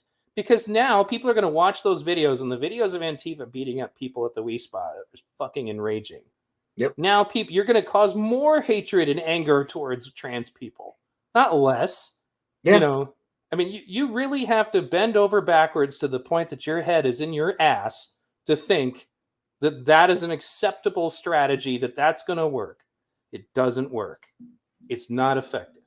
And the thing is, we are in a climate that is pre-Nazi Germany. I mean, first off, you have people who you always have a percentage of the population that just wants to destroy shit, wants to hurt somebody else. They just need a target, right? And you're going to give those people a target of blacks, of trans, of gay, whatever, because now they're seeing them be violent and they're like, oh, good, I get to go hurt one. But then you also have people who are just getting pissed off at the system screwing them over constantly and constantly, losing their job for, because they didn't get the jab, or whatever. They're not making money and they're watching, all this screwed up stuff going on. They can't keep their small business, just like, back in the Occupy times, when the all of that was going on, they're doing all the right things, but they just can't get ahead and they're pissed off. Well, they're going to go for a wrong target, and that's how you're going to end up with Nazi Germany actually happening. Well, right. They're creating a circumstance. That's something I've said multiple times, is that the leftist activism, I'm watching really moderate Republicans. And I mean moderate in that maybe they might have only voted for Trump because that was the only R they had the option for, who probably actually supported somebody like, say, Rubio, like early on in the Republican primary, like who would have been aghast at the notion that federal troops might come in and round up protesters and send them off to a camp somewhere, are now slowly becoming more and more comfortable with that idea. Mm-hmm. And why is it? Well, it's not because of Fox News. It's because they're tired of their cities being burned down. They're tired of people being attacked. They're having a different perspective. It's crazy, and wait, no, let me clarify something. Kevin Glowicki, you don't know what you're talking about. I'm not talking about Daryl Jenkins. I'm talking about Daryl Davis. Not even the same person. Not even close. What the hell are you talking about? Okay. Anyway. Oh my God. So, Jesus. Okay. So it's rhetoric. Stop engaging in that rhetoric. It's all rhetoric. And fuck, and rhetoric. And fuck, rhetoric, fuck, fucking rhetoric, fuck this rhetoric, fuck that rhetoric. There. And I heard Dune sucks, by the way. Yeah, that too. that was my impression of Kevin Glowicki. Fuck you and your rhetoric. Well, what's rhetoric? Well, I'll tell you what rhetoric is. Rhetoric is anything that doesn't agree with me. Oh, did I say that out loud? Rhetoric, fucking rhetoric. Fuck, rhetoric, fuck. Hey, but Kevin. He's fun for the audience, though. No, I agree. He's fucking rhetoric, man. You know what was fucking rhetoric, Kevin? I'll tell you what fucking rhetoric was. Rosenbaum didn't get angry at anybody until somebody pointed a gun at him. No, dude, were you there? I was there. Were you fucking there? Hey, Kevin. Yeah. Is this a video of Rosenbaum attacking people the moment that the fire was put out in the dumpster? Crickets. I gotta say, that was an awesome live you did. Dude, I don't normally do shit like that, but I just was so overcome with Kevin's obsession with rhetoric and the word fuck that I needed to go over that one more time. So, well, go ahead. Typically call you out at that point. Well, that's what started the whole thing. He called me out initially, and then I responded, and then he acts like, all you'll ever do is bring up my history and my past. And then he goes and he did a stream after that debate where he goes to try to research into my history and then tell everybody about it like he thought they were going to care. He specifically tried to address my right-wing audience, who I've already told about my history, who don't give a shit because they know that they can trust me, that I have integrity, that if I disagree with them, I'm going to have a conversation like the one you and I just had, and that I don't believe in forcing things on people. If a communist authoritarian government tried to come here, I would be right next to you guys in the fucking forest popping them off. That's the truth. And I can't say that for all of these people. What they would do is think that they're joining the Chinese on their way in, and then they'd end up, with their heads facing the wall and bullets in the back of their brain. Yeah, I've said this before, and I still think it's true. If the UN or China ever landed on our shores and decided to be an opposing military force, it's probably the only thing that would band this country together, like a 9/11 scenario where we're all on the same side for at least for a short while. Right. Yeah, and that's one of the things is that I get the idea of trying to like say that we need to start over. What my concern is what is the climate when we're starting over? Because, technically a country like Somalia doesn't really have a whole lot of government. It's not working out. We need to be sure that if we're going to try to restart and create a new system, that we're all treating each other civilized when we're having these conversations. The conversations about how a new federation would govern itself need to be had like the one you and I are having right now. Not with we bike lock people that we don't agree with, not with we bear mace people we don't agree with, not we show up and we dox you and we burn down your city if you don't agree with you. That kind of shit has to go.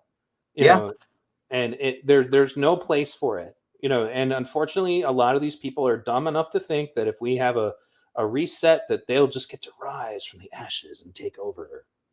And the Antifa fucks who think that right now will end up like in chains being somebody's bitch when that happens, because the kind of people that'll show up to fill the power vacuum are not gonna just stand across from you with shields and riot gear on and just let you have fun. They're gonna carve you up like fucking pigs. So. Yeah, I had fun trolling Michael Malice and his crew of anarchists not too long ago, and one of them called me like a bootlicker, and it said something like, you couldn't survive in anarchy. I'm like, dude, you have no idea. I'm Negan in this situation. You don't get my moral flexibility when it comes to that. So sorry, no, that ain't how that one goes. I'm trying to warn you for your sake, not mine. Right. That's rhetoric, Kevin. Yeah, I'll fucking wheel my wheelchair in front of you, Kevin. Oh, God. Fucking rhetoric, Kevin. Fuck, motherfuck. Yep. Anyway, so this has been a fantastic conversation, and I think it's been an excellent. Do you feel that I stoked your right-wing hate tonight? No, honestly, like I think this did exactly what I've been looking for from somebody from the left is an intelligent conversation to spark new ideas, new conversation. I think this was awesome. Well, thank you very much, and I appreciate it, and I look forward to having you on panels in the future. I want to try to create what I call a Patriot meets the reasonable left panel, and Chandler Pappas from Patriot Prayers already agreed to come on to such a thing. I need to find some other reasonable leftists, though. and unfortunately, it's not easy. Yeah. They exist. That's the other thing that I try to tell my friends on the right. They do exist, but they're usually pretty quiet about it, because it's not even that they're afraid necessarily. They just don't want the shit that goes on that you have to put up with to not be, a crazy fucking leftist. They don't want to deal with that, so they just stay off their radar. And and the problem is that if that's the direction things go, and you can only let that go on for so long. These people become the face of the left. That's what I've tried to tell them. Their idiotic work, like people were starting to at least reasonably think about Bernie Sanders' ideas a little bit and go, I don't really agree with that, but maybe it's not so evil, Well, all that's thrown in the trash, because now the face of the left is Molotov cocktails be thrown by people in black bloc, and we certainly don't want anything to do with anybody like that, that's just it's all dumb. That's why I oppose it, and I'm hoping that we can cultivate a culture. And that's what I try to do on my channel. I tell people no personal attack in the group, and they usually do pretty well at it. I think Glowicki's in there right now, and he's not mature enough mentally to be able to participate in a peaceful conversation with people that he disagrees with. That's clear. No, but I thought for you. Go ahead. We get Bernie and Trump hand in hand, and the headline is "The Democrats stole the election from us." Oh, don't talk about that anymore. You'll get me kicked for a week. So anyway, with that, where can people check out your information and your work? Well, the easiest and best place to go if you're just looking for content and ideas, coverage of what's happened in the past, is my YouTube channel, which is American Revolution 2.0. If you're looking to actually get involved in a group, find a local group that might be like-minded. That's where mymilitia.com really comes in. If you're just looking to shit talk or even just communicate friendly, Twitter's the best place, and that's what is that one? American_Rev2, I think is the hashtag on there. Okay, and I do have a link to your website in the description on YouTube. It should also be in the description on Rumble when it comes over to Rumble. And, I hope that we can have some more panels like this. And I'm also willing to go on those freaking cage matches. It's going to be a question of, like, the reason I didn't used to debate on my own platform because I don't think it's right. The problem is that it's really hard to find moderators that are up to my standards. Like, what was going on there should have never been allowed. Yeah. You can't claim that you're having a debate and then the fucking moderator is talking like through 70% of the time that I'm like, he's arguing with you. I'm like, bitch, you're the moderator. What the fuck you doing? Like, you can't do that.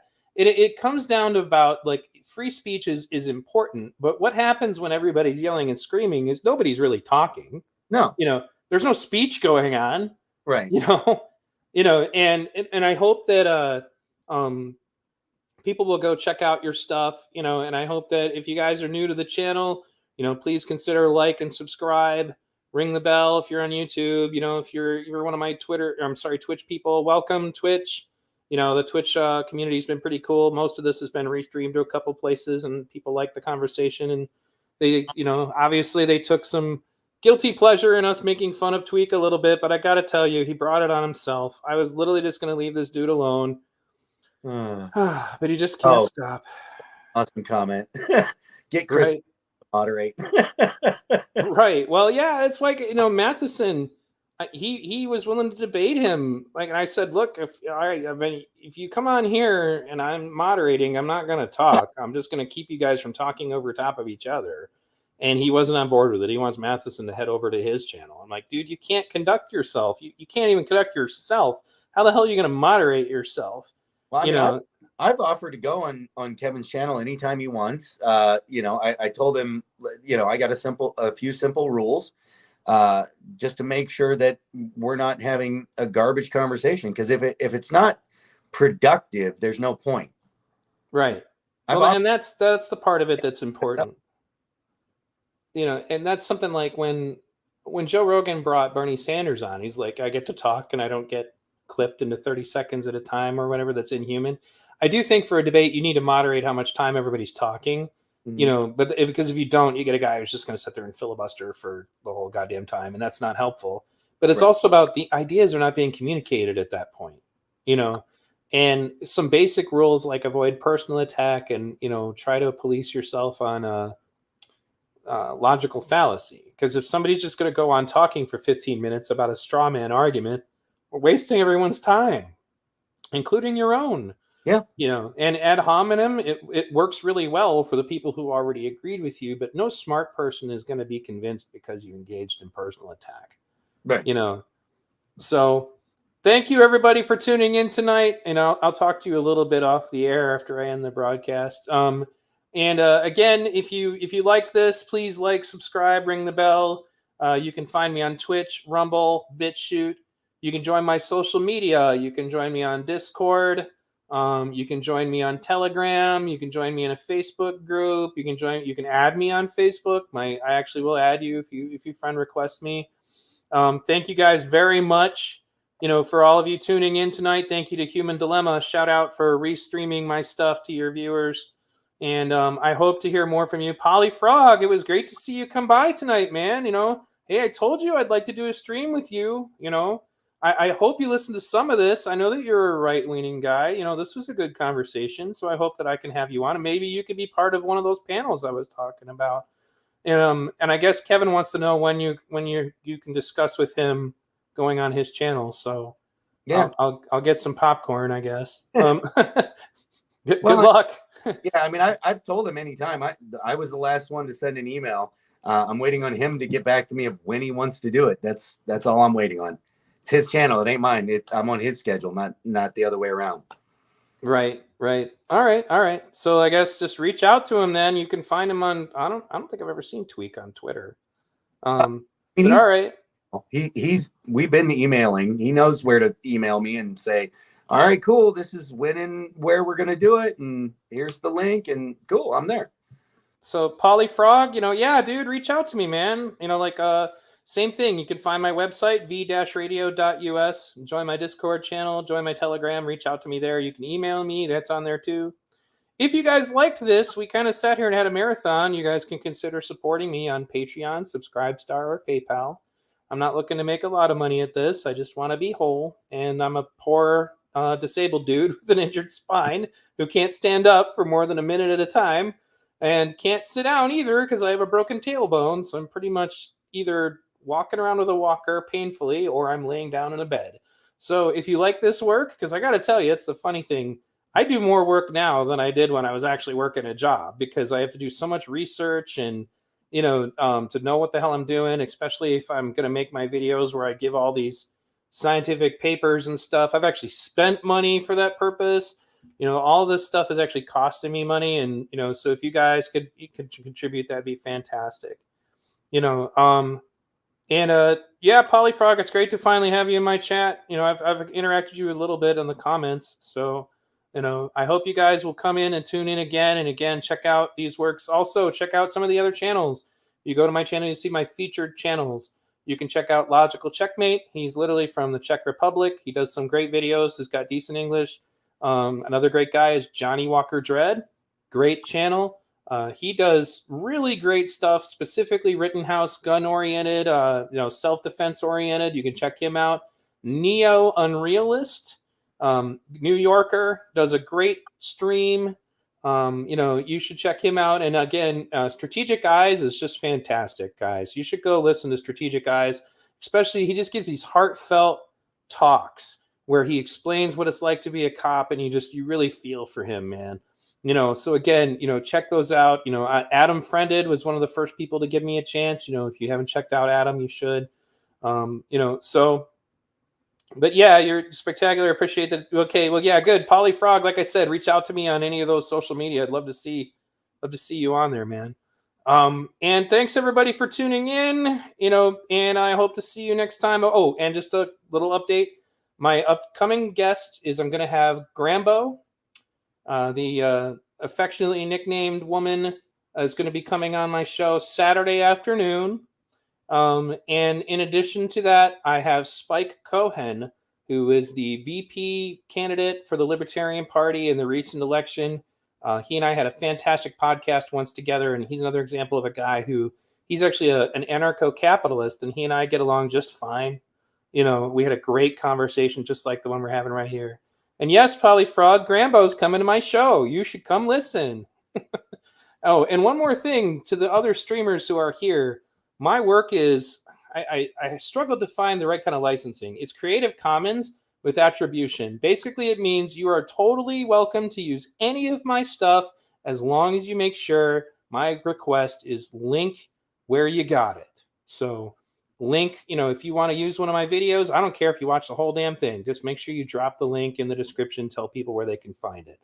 My goal is to get the message out. If I really cared about making money, then I'd be sanitizing all of my work to get monetized on YouTube. And I tried it a couple times. I was monetized for like 4 days. So that's why I really appreciate you guys to support me on Patreon, Subscribestar, PayPal, whatever you can do. Thanks again, everybody. Did you have any? Could have had any of this conversation, Say that again? I don't think we could have had any of the conversation we had today with that. With what? Oh, yeah. No, there's no way. Yeah, and it's like, again, like I was on a multi-hour stream and a certain forbidden topic came up and I got banned for a week. And I'm like, okay, never mind. I talked about it for about 10 seconds, so I'm hoping I don't get nailed again for this one. Yeah. But so thanks again, everybody, for tuning in, and I will talk to you all later.